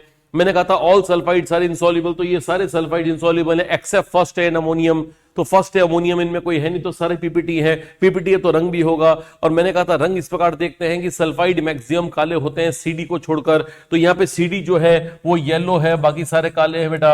CDS येलो है, बाकी सारे काले हैं। मैंने कहा था सल्फाइड्स काले होते हैं, तो ये ब्लैक पीपीटी है, ये भी ब्लैक पीपीटी है, ये भी ब्लैक पीपीटी है, ये भी ब्लैक पीपीटी है, सारे ब्लैक पीपीटी हैं। और सबसे इंपॉर्टेंट पीपीटी बेटा ये वाला है। यहां देखो सिल्वर के साथ जब रिएक्शन कराई तो Ag2S बना, पीबी के साथ कराई तो PbS बना, कैडमियम के साथ करे तो CDS बना, मरकरी यूनाइटेड के साथ कराई तो HGS बना। तो इसका मतलब ये कि ये रिएजेंट्स आप याद मत रखो बेटा, रिएजेंट्स के साथ रिएक्शन ध्यान रखो कि अगर मैंने रिएजेंट डाला है H2S में तो क्या बनेगा। तो जो बनेगा उसके कलर अगर आपको मालूम है तो फटाफट से मैच कर लोगे। क्वेश्चंस कैसे आएंगे मैं अपने साथ लाया हूं, इसके बाद भी कुछ क्वेश्चंस कराऊंगा तो अंदाजा हो जाएगा क्वेश्चंस किस फॉर्म में देगा। इनमें मोस्ट इंपॉर्टेंट HGS है, क्योंकि HGS वो ब्लैक पीपीटी है जो HCl या HNO3 में से किसी में नहीं घुलता। लास्ट टर्न की बात याद है ना? HGS ऐसा ब्लैक पीपीटी है जो किसी भी HCl या HNO3 में नहीं घुलता, HCl HNO3 में नहीं घुलता, याद है ना? तो ये उससे हो जाएगा। तो ये हमारे दो टेस्ट हो गए, एक तो एसिड टेस्ट, एक पीपीटी टेस्ट। आते हैं अब आगे। नेक्स्ट आ रहा है बेटा अपना रिडॉक्स टेस्ट। ये बेटा थोड़ा कमाल का है रिडॉक्स टेस्ट। रिडॉक्स मैंने CO2 कार्बोनेट में नहीं लिखा था, क्योंकि कार्बोनेट CO2 गैस रिड्यूसिंग और ऑक्सीडाइजिंग एजेंट है नहीं। लेकिन जो H2S है उसमें समझो बेटा सल्फर -2 स्टेट में है, और -2 सल्फर की मिनिमम स्टेट है। ये इलेक्ट्रॉन फेंक के मार सकता है, इलेक्ट्रॉन इसमें खूब सारे इलेक्ट्रॉन फेंक के मार सकता है, और जो इलेक्ट्रॉन फेंक के मारता है वो खुद ऑक्सीडाइज होता है और अगले को रिड्यूस करता है। तो ये रिड्यूसिंग एजेंट है, रिड्यूसिंग एजेंट है। जिस प्रकार से मैं बार बार बोलता रहता हूं एसिड को बेस पसंद है, उसी प्रकार से रिड्यूसिंग एजेंट को ऑक्सीडाइजिंग एजेंट पसंद है। तो बड़ा ये H2S की पहचान नंबर 2 ये रिडॉक्स टेस्ट देता है। कौन से देता है? ऑक्सीडाइजिंग एजेंट के साथ देता है। कौन कौन से ऑक्सीडाइजिंग एजेंट? जो स्ट्रॉन्ग में आते हैं KMnO4 K2Cr2O7, मीडियम में आता है ब्रोमीन, खराब में आते हैं आयोडेट आयन और साथ में फेरिक आयन। ये दोनों ठीक ठाक हैं, ये मतलब ये ठीक ठाक है, ये दोनों थोड़ा गए गुजरे हैं, और ये दोनों बहुत स्ट्रांग है बेटा। ये एसिडिक कंडीशंस के अंदर जब रिएक्शन करता है H2S के साथ तो Mn2+ बना लेता है, ये क्रोमियम +3 बना लेता है, ये ब्रोमाइड बना लेता है, ये फेरस बना लेता है, और ये आयोडीन बना लेता है। लैब में हमें ये दिखाई देंगे क्या बेटा? लैब में बेटा लैब की बात सोचो, रिएक्शन क्या हो रही है वो मत सोचो, वो तो ठीक है सोच लो, लेकिन लैब में हमें क्या पता चलेगा? लैब में हमें पता चलेगा कि जो चीज थोड़ी देर पहले पिंक कलर की थी, इसको मैं लिखता हूं बेटा पिंक। ये वाला कंपाउंड जो है KMnO4 ये पिंक कलर का है और ये कलरलेस हो गया है, कलरलेस हो गया, कलरलेस, कलरलेस। तो H2S को पहचानने के लिए क्या करो, KMnO4 के साथ जब H2S की रिएक्शन कराओगे तो KMnO4 का पिंक कलर उड़ जाएगा, कलर उड़ जाएगा, इसको बोलते हैं डीकलराइज KMnO4। तो मेरा सवाल आप लोगों से ये है कि क्या KMnO4 ने H2S को डीकलराइज किया? तो आंसर यस किया।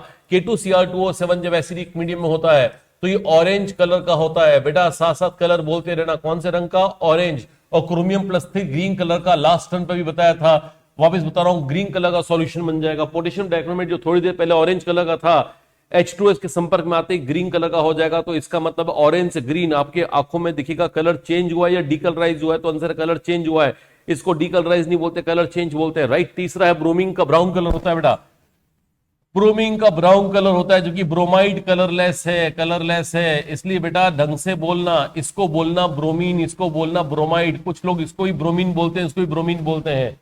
तो ब्रोमीन Br2 होता है, Br2 ब्राउन होता है, Br- कलरलेस होता है, रंग उड़ गया, ब्रोमाइड कलर उड़ गया। और इसके अलावा फेरिक, फेरिक होता है बेटा येलो रंग का, ये येलो रंग का होता है। और फेरस होता है ग्रीन कलर का।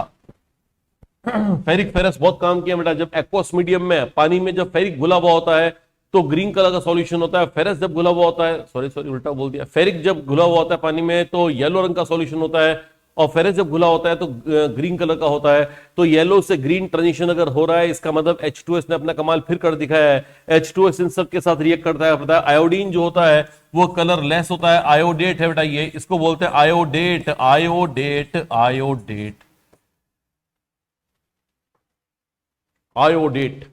तो आयोडेट रंगहीन है, कलरलेस है, लेकिन आयोडीन जो कि ब्लू कलर, वॉयलेट कलर की वेपर्स होती हैं, वो उसको कंफर्म करने का तरीका है कि स्टार्च आयोडेट पेपर पर जो स्टार्च होता है, स्टार्च, स्टार्च लगा हुआ जो आयोडेट पेपर होता है, स्टार्च आयोडाइड पेपर के साथ ये ब्लू कलर का, डीप ब्लू कलर का कॉम्प्लेक्स बना लेता है बेटा, डीप ब्लू कलर का कॉम्प्लेक्स बना लेता है स्टार्च आयोडाइड पेपर पर। स्टार्च आयोडाइड पेपर पर ये डीप ब्लू कलर का कॉम्प्लेक्स बना लेता है आयोडीन। तो आयोडीन की पहचान है, स्टार्च आयोडाइड पेपर के साथ ये डीप ब्लू कलर का कॉम्प्लेक्स बना लेता है। स्टार्च की वो जो रिंग्स होती है ना, स्टार्च की रिंग्स होती है, उसमें I3- चला जाता है। तो जो स्टार्च आयोडाइड पेपर है, स्टार्च आयोडाइड, उसमें इन दोनों की रिएक्शन से I3- बनेगा। और स्टार्च के अंदर स्टार्च की जो रिंग्स होती हैं उसमें जब ये I3-, ये I, ये I, ये I, ये I3-, ये I3- का स्ट्रक्चर है बेटा, ये I3- का स्ट्रक्चर है। I3- जब इस स्प्रिंग में जाएगा, ये स्प्रिंग में I3- डाल दो, स्प्रिंग में I3- डाल दो, तो ये starch iodide complex deep blue colour का नजर आएगा, राइट। तो इसका मतलब क्या याद कर लोगे कि जो H2S है, H2S एक रिड्यूसिंग एजेंट का वर्क कर रहा है, क्योंकि ये सारे ऑक्सीडाइजिंग एजेंट्स हैं। ऑक्सीडाइजिंग एजेंट के साथ में जो रिएक्ट करता है उसका नाम है रिड्यूसिंग एजेंट। तो याद करना बेटा, H2S की रेडॉक्स प्रॉपर्टी जाना को, H2S KMnO4 को रिड्यूस करता है, KMnO4 को डीकलराइज करता है, K2Cr2O7 का रंग चेंज करता है, ऑरेंज से ग्रीन, ब्रोमीन का रंग ब्राउन से कलरलेस ब्रोमाइड बना दिया था।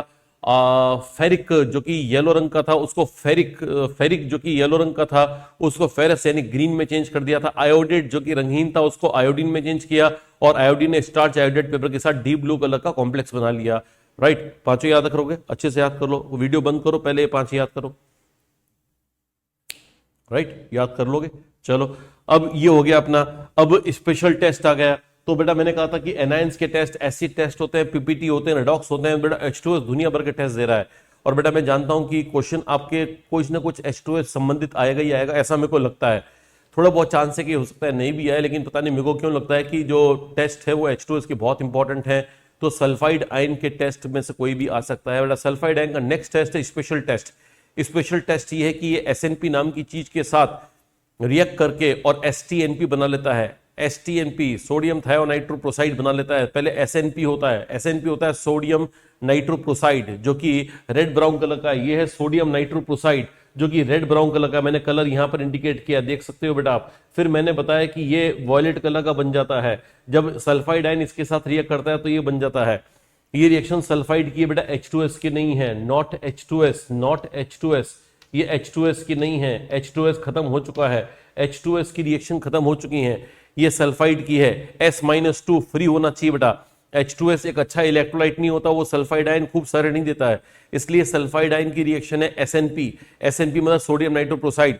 या आपके कोऑर्डिनेशन अगर हुआ है तो उसमें भी हो गया होगा, मैं जानता हूं, है ना, सर लोगों ने करवाया है, तो वो उस कॉपी से ही पढ़ लेना, यहां से भी देख लेना। तो सल्फाइड आयन का स्पेशल टेस्ट है, स्पेशल टेस्ट वो होता है जो कि कॉमन में से नहीं होता है, जो दूसरे जनरली नहीं देते हैं, तो दूसरे नहीं देते हैं। सल्फाइड आयन जैसे SNP के संपर्क में आता है उसके रंग को चेंज कर देता है और पर्पल बना देता है, वॉयलेट या पर्पल कुछ भी कह सकते हो। पहले रेड ब्राउन था, वॉयलेट पर्पल हो गया है, पहले रेड ब्राउन था, वॉयलेट पर्पल हो गया है। तो ये देखो बेटा, सोडियम नाइट्रोक्लोराइड का फॉर्मूला अगर आपको याद करना है तो ये रहा Na2FeCN5NO। ये कोऑर्डिनेशन में लोगों ने याद किया हुआ होता है, नहीं किया हुआ है तो आप कोऑर्डिनेशन की कॉपी में से याद कर लेना, है ना। तो ये सोडियम नाइट्रोक्लोराइड के साथ बना देता है STNP। STNP का फुल फॉर्म सोडियम थायोनाइट्रोक्लोराइड। SNP से STNP, टी एक्स्ट्रा लग गया, थायो एक्स्ट्रा लग गया, क्योंकि SNP में थायो गया, ये थायो तो है, अगर थायो यहां पे जाएगा तो टी यहां पे आ जाएगा, STNP आ जाएगा, STNP आ जाएगा, राइट। अब इसमें थायो कहां लगेगा, तो यहां पर ये S को यहां चिपका देना और इसके साथ में जो दो सोडियम होंगे उनको यहां चिपका देना। तो यहां दो सोडियम ऑलरेडी हैं, लेकिन अगर रिएक्शन करेंगे तो यहां पे दो सोडियम और जो होंगे वो इसमें चिपक जाएंगे, तो Na4 हो जाएगा और ये सल्फाइड यहां पर NO पे फेंक के मारना, तो NOS बना देना, NOS थायोनाइट्राइटो, राइट। तो एनीवेज इंपॉर्टेंट बात है, सोडियम थायोनाइट्रोप्रोसाइड इस form that is of purple colour. तो सल्फाइड आयन का स्पेशल टेस्ट भी याद कर लिया बेटा।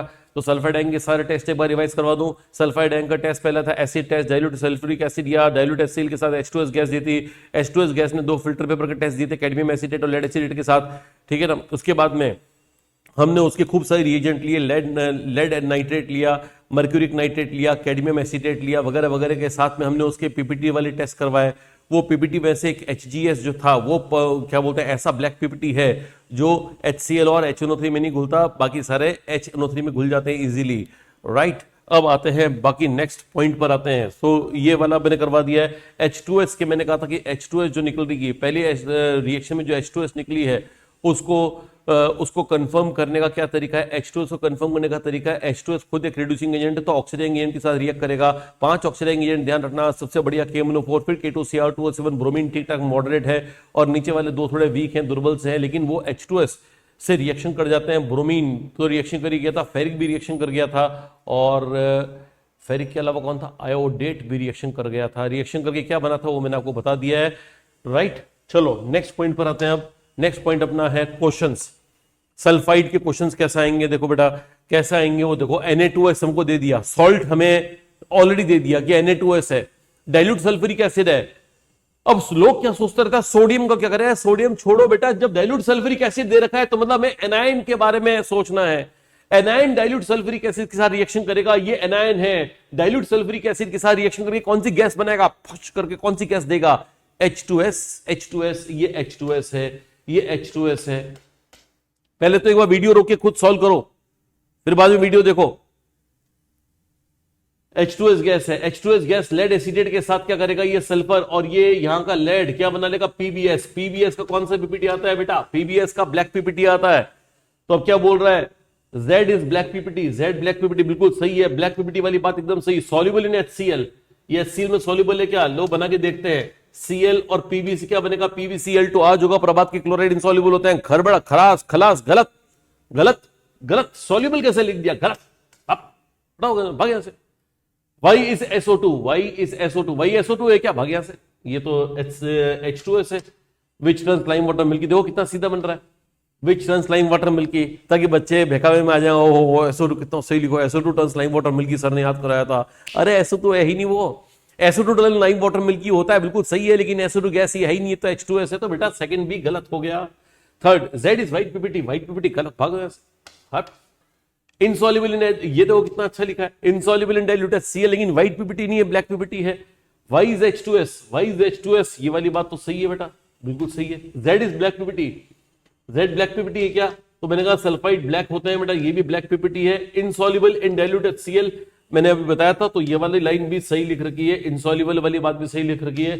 चौथा आंसर एकदम करेक्ट है, करके जाना बेटा। ये क्वेश्चंस हो सकता है ऐसे कैसे क्वेश्चन टपक जाए, ऐसे कैसे पट। H2S can be identified using, दिमाग लगाओ, सॉल्व करो, सॉल्व करो। H2S can be identified using, किसी को दिख नहीं रहा हो तो मैं पढ़ के बताता हूं। KMNO4 acidified, K2Cr2O7 acidified, ferric sulphate all. तो मैंने बताया था बेटा H2S कौन सा एजेंट है, रिड्यूसिंग एजेंट है। इसको पहचानने के लिए हमें चाहिए ऑक्सीडाइजिंग एजेंट, राइट। तो H2S का आइडेंटिफिकेशन KMnO4 से हो सकता है, बिकॉज KMnO4 के पिंक कलर को वो डीकलराइज कर देगा, K2Cr2O7 के ऑरेंज कलर को क्रोमियम+3 यानी ग्रीन में कन्वर्ट कर देगा। फेरिक, ये फेरिक है बेटा, फेरिक है, इसकी स्टेट निकाल देना तो फेरिक आएगा। फेरिक का जो रंग होता है येलो होता है और फेरस में चेंज कर देगा, ग्रीन कर देगा। तो H2S इन तीनों के साथ रिएक्शन करेगा, यानी H2S को आइडेंटिफाई करने के लिए इन तीनों में से कोई भी काम में ले सकते हैं। इसका मतलब answer is all. Okay, answer is all हो गया। सल्फाइड कंप्लीट अपना, सल्फाइड एक और आयन कंप्लीट हुआ। लास्ट आ रहा है बेटा आज के लिए, लास्ट आ रहा है test of nitrite. Test of nitrite, nitrate नहीं है बेटा, नाइट्रेट में NO3 माइनस होता है, वो क्लास ए सब ग्रुप सेकंड A2 है, वो A2 है, नाइट्रेट A2 है, ये A1 है, ये A1 है। इसकी रिएक्शन डाइल्यूट HCl H2SO4 से होगी, राइट। पहले NO2 माइनस के लिए पढ़ लो क्या है, ये मैंने पहले नहीं बताया भाई, ये लाइन नहीं आई आपके लिए, this is a new line. New line क्या है, all nitrites are water soluble, दुनिया के सारे नाइट्राइट वाटर सॉल्युबल होते हैं। तो इसका मतलब ये भी अपने बड़े भाई यानी नाइट्रेट का से मिलता जुलता है। मैंने कहा था all nitrates are water soluble, तो आज के बाद याद रखना कि सर ने बताया था all nitrates are water soluble, हम उसमें एक और बात ऐड कर देंगे, all nitrites are also water soluble, exception एक है और वो है AgNO2। AgNO2 is a white precipitate, क्योंकि मैंने कहा था सिल्वर +1 D10 होता है, और D10 सिल्वर के जो कलर है, सिल्वर के कॉम्प्लेक्स के जो कंपाउंड के जो कलर हैं वो जनरली रंगहीन होते हैं या व्हाइट होते हैं, जो भी है। तो Ag+1 है, D10 है, इसलिए ये व्हाइट पीपीटी है, राइट।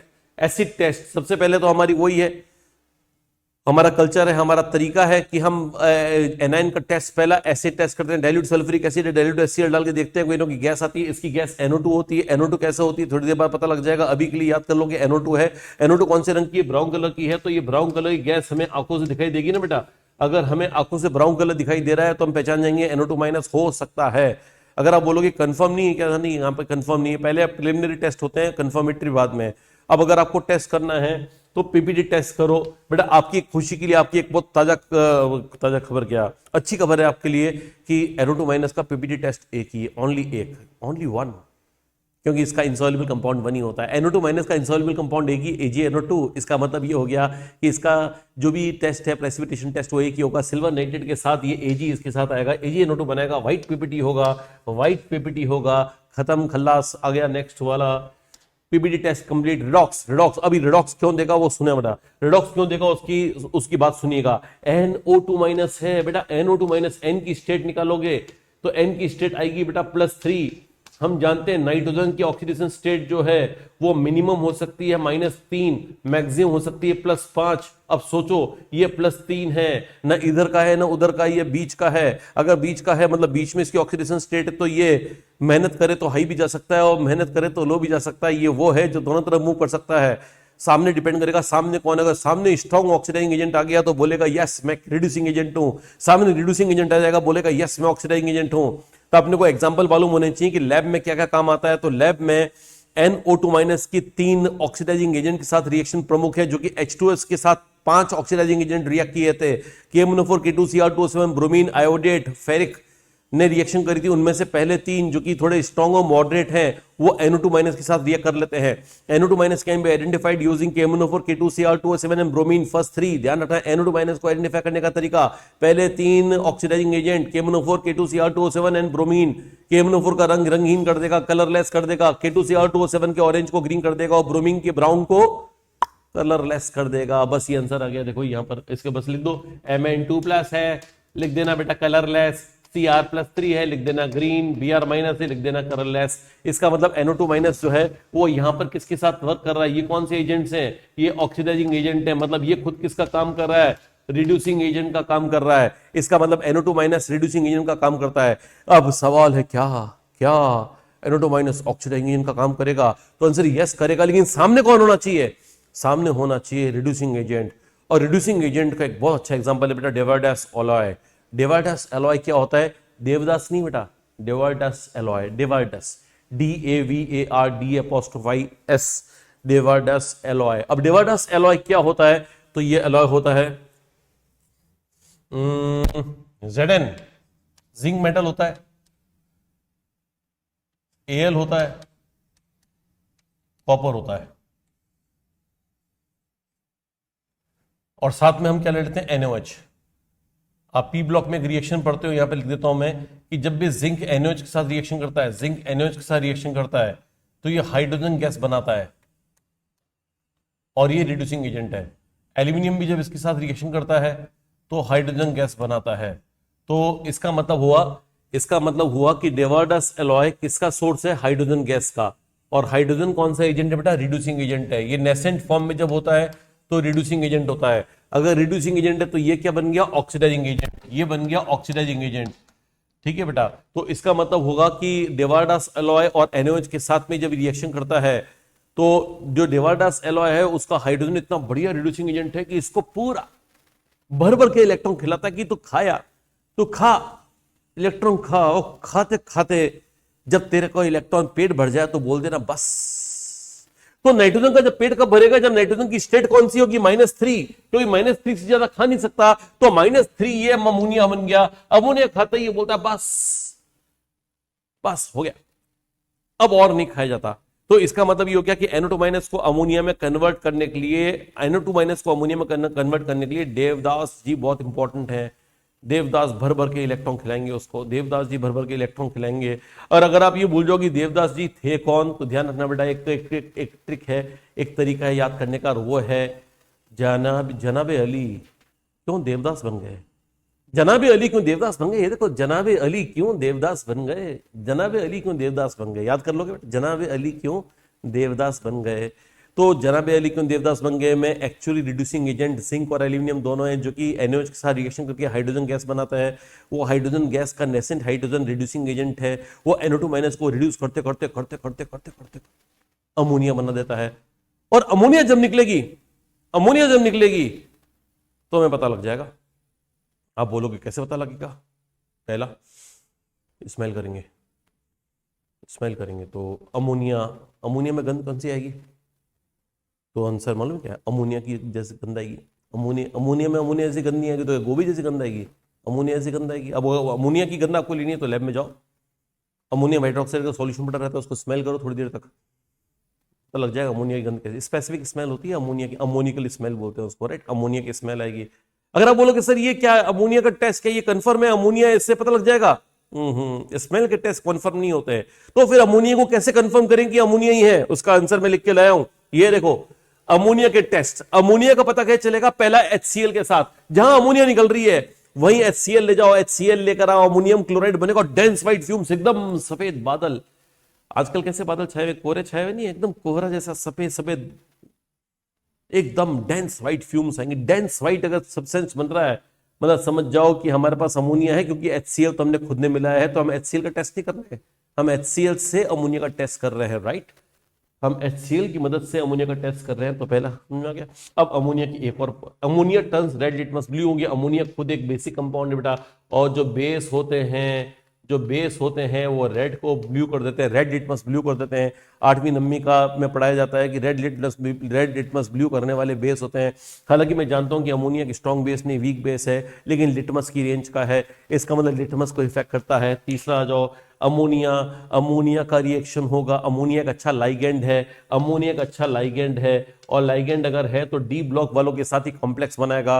कॉपर सल्फेट के साथ बहुत इंपॉर्टेंट कॉम्प्लेक्स बनाता है बेटा, और वो है डी ब्लू कलर कॉम्प्लेक्स। ये वाला है, ये मैंने ब्लू लिखा है, आप डी ब्लू कर देना, डी ब्लू कलर कॉम्प्लेक्स बनाएगा copper sulphate ammonia. Copper sulphate और अमोनिया मिलकर डी ब्लू कलर कॉम्प्लेक्स बनाएगा। कॉम्प्लेक्स का फॉर्मूला याद रखना, कॉपर अमोनिया 4 और बाहर सल्फेट, कॉपर अमोनिया 4 और बाहर सल्फेट। निकल के साथ जब बनाएगा तो निकल अमोनिया 6 और बाहर क्लोरीन। कॉपर वाला है ब्लू और निकल वाला है ग्रीन। ये थोड़ी देर बैठ के याद करना पड़ेगा बेटा, इसकी कोई भी ट्रिक्स बनाओ या कोई कैसे भी करके ध्यान रखो, लेकिन करो, क्योंकि मैं आपको बहुत लिमिटेड करवा रहा हूँ, लेकिन वही करवा रहा हूँ जो कि बहुत इंपॉर्टेंट है। कॉपर सल्फेट अमोनिया के साथ, आई एम श्योर ये वाली रिएक्शन तो बेटा अपने कोऑर्डिनेशन में करी ही होगी, करी होगी, श्योरली करी होगी, ठीक है ना। और नहीं तो आप देख लेना अपने नोट्स के अंदर करा हुआ है कहीं ना कहीं, और सपोज नहीं है, कहीं आपने लिखना भूल गए, कुछ भी है वो टॉपिक ही भूल गए, तो कम से कम अभी याद कर लो। कॉपर सल्फेट अमोनिया के साथ डीप ब्लू कलर का कॉम्प्लेक्स देगा, और निकल क्लोराइड के साथ ग्रीन कलर का कॉम्प्लेक्स देगा, NiNH3 का होल 6Cl2 बनेगा। कॉम्प्लेक्स भले आपको याद नहीं हो चल जाएगा, लेकिन रंग याद रख लेना बेटा, salt analysis point of view से रंग याद रखो, राइट। अमोनिया का तीसरा टेस्ट हो गया, अमोनिया का तीसरा टेस्ट हो गया, डी ब्लॉक के साथ कॉम्प्लेक्स बनाता है, जिनके कलर से हम अमोनिया का अंदाजा लगा लेते हैं। और सबसे भयंकर वाला टेस्ट है बेटा अमोनिया का, एक स्पेशल टेस्ट है ना, वो साइंटिस्ट के नाम से है नेस्लस रीएजेंट। जो साइंटिस्ट के नाम से टेस्ट होते हैं बेटा वो बहुत इंपॉर्टेंट है, नेस्लस रीएजेंट है। नेस्लस reagent K2HgI4 plus KOH। IIT-G में क्वेश्चन आया था एक बार कि नेस्लस रीएजेंट क्या है, ऑप्शन में K2HgI4 था, बताओ सही है कि नहीं है। आप, मैं जानता हूं कि आप बोल रहे हाँ सर सही है सही है, गलत है। K2HgI4 प्लस KOH सही है जवाब था। नेस्लर ने जब ना रीएजेंट बनाया था ना बेटा तो ये बोल दिया था कि मेरा नाम तभी लेना जब साथ में बेसिक मीडियम देख लो, KOH देख लो ना अगर, तो मेरा नाम लेना, नहीं तो मैं बोलना मत कि नेस्लस रीएजेंट है। तो नेस्लस रीएजेंट ध्यान रखना बेटा K2HgI4 प्लस KOH को कहते हैं, और इसका काम होता है स्पेसिफिकली अमोनिया को आइडेंटिफाई कर देता है। अमोनिया के साथ जैसे रिएक्शन करता है तो ब्राउन कलर, एकदम कॉफी जैसा ब्राउन कलर आ जाता है, कॉफी जैसा। नेस्ले की कॉफी पी आपने, नेस्ले की कॉफी एकदम ब्राउन कैफे, बस वैसा कलर आ जाता है, राइट। तो याद करने का तरीका भी यही है। आम आदमी नेस्ले की ब्राउन कैफी पीते हैं, ब्राउन कॉफी पीते हैं, है ना। आम आदमी अमोनिया से आम आदमी नेस्ले की ब्राउन कॉफी पीते हैं, याद हो जाएगा बेटा, तो याद कर लेना, राइट। तो अमोनिया का बहुत इंपॉर्टेंट टेस्ट है नेस्लस रीजन के साथ ब्राउन पीपीटी देना। ब्राउन पीपीटी का फॉर्मूला याद नहीं होता है, छोड़ देना, कोई दिक्कत वाली बात नहीं, कोई नहीं पूछेगा। मैंने लिख तो दिया HgO.HgNH2i, HgO mercury oxide .HgNH2i होता है ये भी आपको कोऑर्डिनेशन में करवाया होगा। और नहीं तो आप अभी के लिए ध्यान रख लो कि भैया ये K2HgI4 एक इंपॉर्टेंट कॉम्प्लेक्स है जो कि नेस्लस रीजन कहलाता है। अगर साथ में KOH होगा और उसका काम होता है अमोनिया का टेस्ट करना, आगे बेटा इससे एक रिएक्शन कम हो जाएगी। अगर आपने अभी ये याद कर लिया ना तो एक रिएक्शन कम। आम आदमी दो तरह के होते हैं, एक तो आम आदमी होते हैं पॉजिटिव, एक आम आदमी होते हैं न्यूट्रल। बेटा ये नेस्लर जो है ना, नेस्ले की कॉफी जो है, न्यूट्रल कोई पसंद है, न्यूट्रल आम आदमी को पसंद है और पॉजिटिव कोई पसंद है। आप बोलोगे सर क्यों घुमा रहे हो, बताओ ना, सीधे सीधे बताओ क्या है। बेटा मैं बताना चाहता हूं कि ये अमोनियम भी ये टेस्ट देता है, अमोनियम। और अमोनियम हमारे सिलेबस में है बेटा, अमोनियम कैटायन हमारे सिलेबस में। जिस दिन अमोनियम आयन कराऊंगा उस दिन भी बता दूंगा, सेम टेस्ट लिख दूंगा, बस अमोनिया की जगह मैं अमोनियम लिख दूंगा।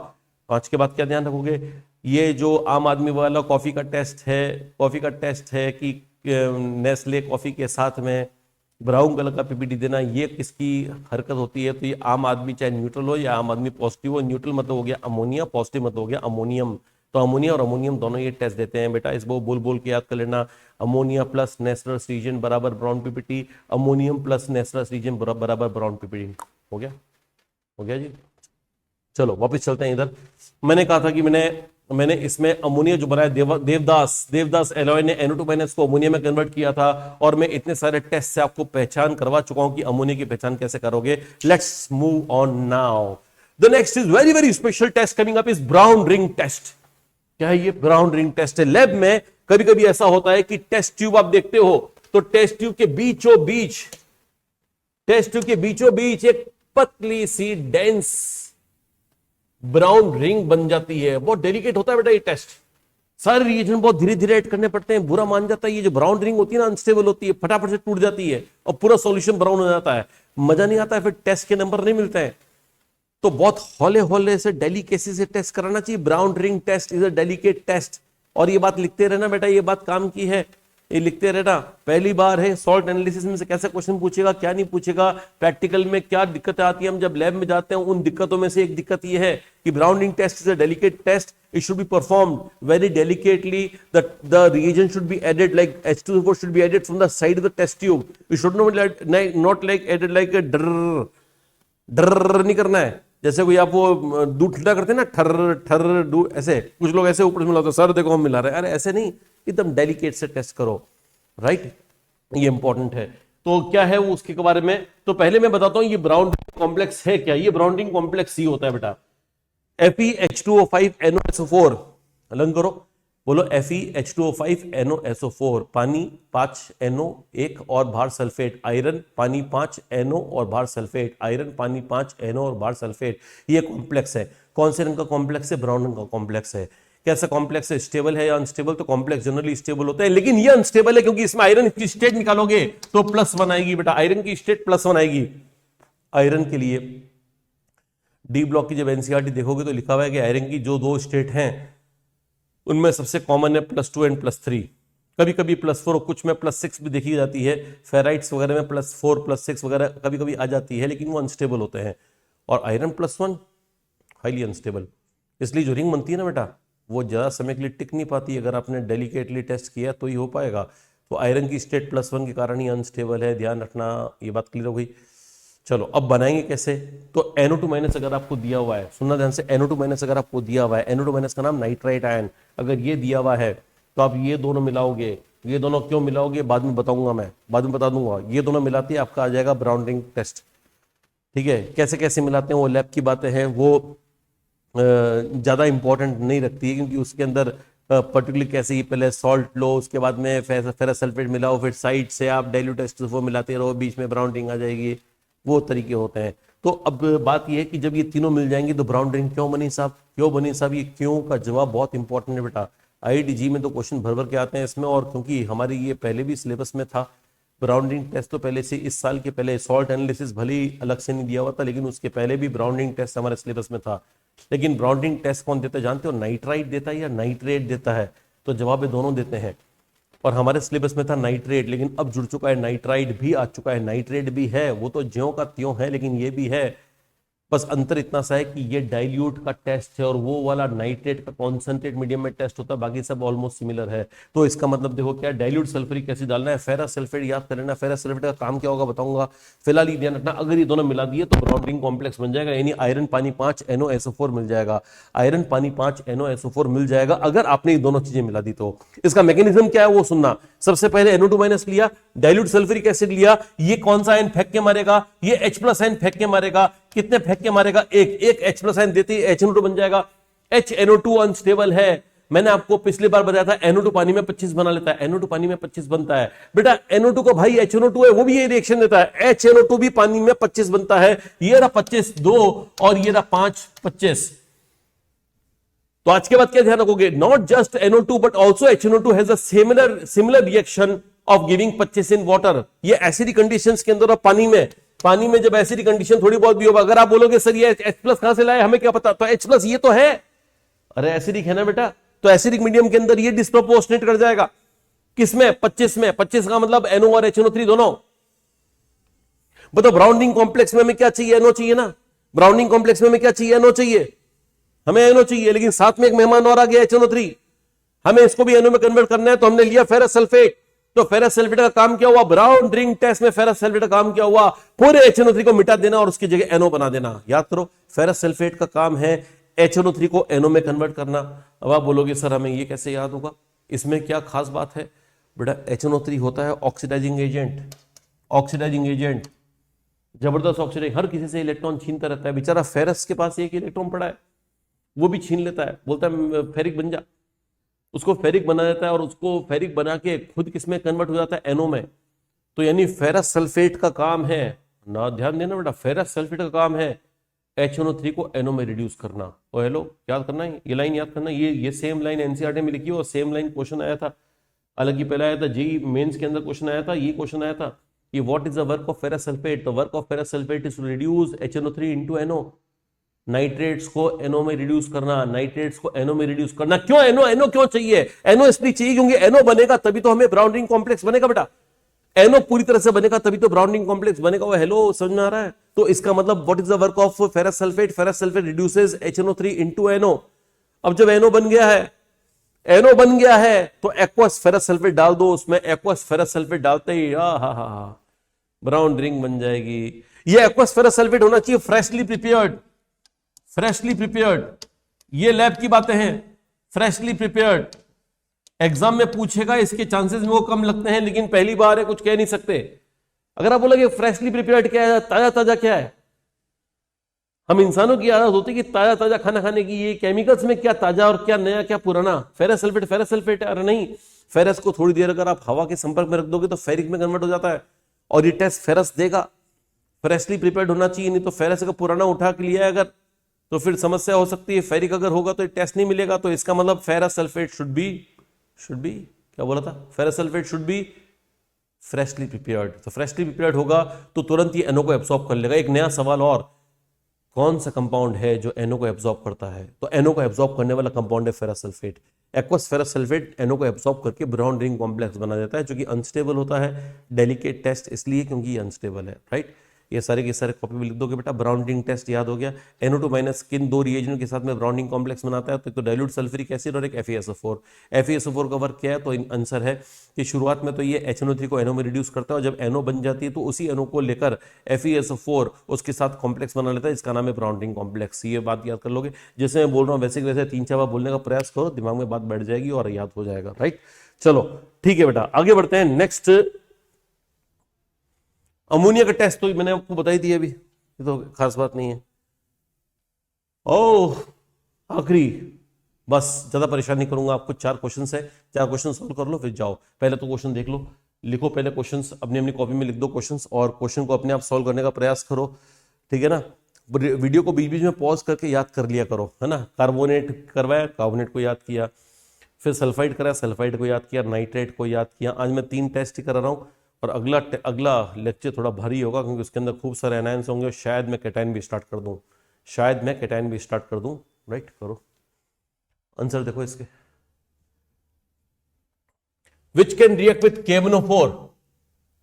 KMnO4 के साथ कौन रिएक्ट किया था बेटा? H2S रिएक्ट किया था या NO2 रिएक्ट किया था या दोनों रिएक्ट किए थे? तो ये था रिड्यूसिंग एजेंट और ये था NO2 माइनस था रिड्यूसिंग एजेंट और ऑक्सीडाइजिंग एजेंट, दोनों था ये, है ना।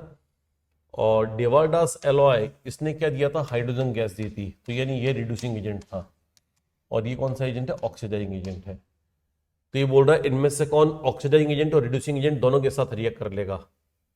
तो रिएक्ट वो करेगा जो कि रिड्यूसिंग एजेंट ऑक्सीडाइजिंग एजेंट दोनों है, तो आंसर हो गया ये रिएक्ट करेगा ओनली ऑक्सीडाइजिंग एजेंट, ये KMnO4 के साथ रिएक्ट करेगा, देवदास के साथ बात नहीं करेगा बेटा। ये बोलेगा देवदास के साथ भी बात नहीं करता, देवदास को सड़े अंडे अच्छे नहीं लगते, सड़े अंडे की गंध अच्छी नहीं लगती, देवदास भाग यहाँ से। H2S के साथ कोई रिएक्शन नहीं करेगा। डेवार्डास alloy will not react with H2S, but NO2 minus will react with H2S. NO2 minus will react with Dewardas alloy as well as KMnO4. The answer is second. CO2 तो बेचारा कहाँ, CO2 कहाँ पर ही reaction देगा?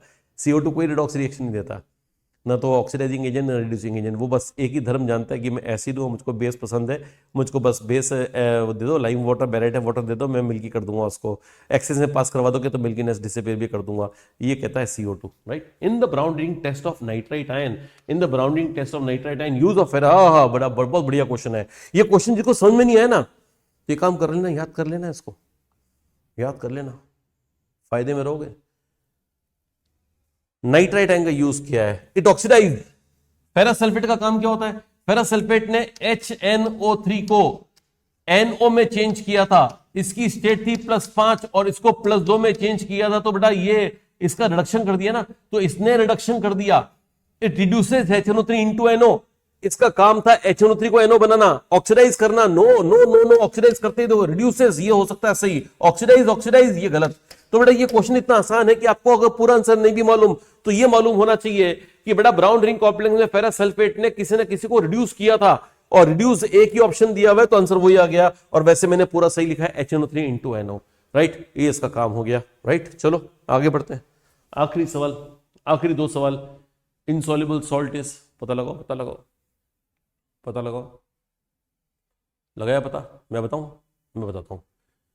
Silver nitrate, all nitrates are water soluble, exception कोई है ही नहीं। तो जब ये भी वाटर सॉल्युबल है तो इसका मतलब ये इनसॉल्युबल पूछ रहा है, तो हमें ये तो वाटर सॉल्युबल है, WS लिख देता हूं, ये वाटर सॉल्युबल है।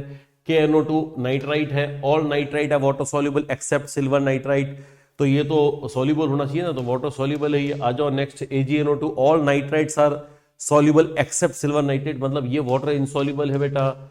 जो PbS सल्फाइड है, all sulphides are water insoluble except first and ammonium, इसका मतलब ये वाटर इनसॉल्युबल है, वाटर इनसॉल्युबल है। इनसॉल्युबल सॉल्ट पूछा है हमसे, इनसॉल्युबल तो 2 हो गए भैया, कोई बात नहीं, ऐसे कर लो 1 and 2, 1 and 3, 3 and 4, 2 and 4, ऐसे कर लो। हाथों हाथ नया क्वेश्चन, क्या दिक्कत है? ठीक है ना, घबराना नहीं है बेटा, जो सही है वो सही है। ये वाटर इंसॉल्युबल, इंसॉल्युबल है, 2 इंसॉल्युबल है, मैं क्या करूं? क्या करूं? तो मैंने ऑप्शन नए बना दिए। ज्यादा वो नहीं करना है, जरा ऐसे क्यों किया, कर दिया मैंने। आंसर 3 और 4 गया। राइट, बढ़िया लगा क्वेश्चन, स्टाइल कैसा लगा? बढ़िया लगा ना। और उसमें थोड़ा कमेंट बैक बॉक्स भर दिया करो और उसमें लिख दिया करो, अगर समझ में आ रहा है तो हाँ लिख दिया करो, समझ में नहीं आ रहा है ना तो फिर वो उसमें फिर मत लिखा करो, फिर मेरे को फोन कर दिया करो या मेरे को बोल दिया करो धीरे से, सर थोड़ा समझ में कम आया था, है ना। देवदास एलॉय, देवदास एलॉय कौन था, याद है? क्या बताया देवदास एलॉय के बारे में, याद है? बताओ कौन सा आंसर है।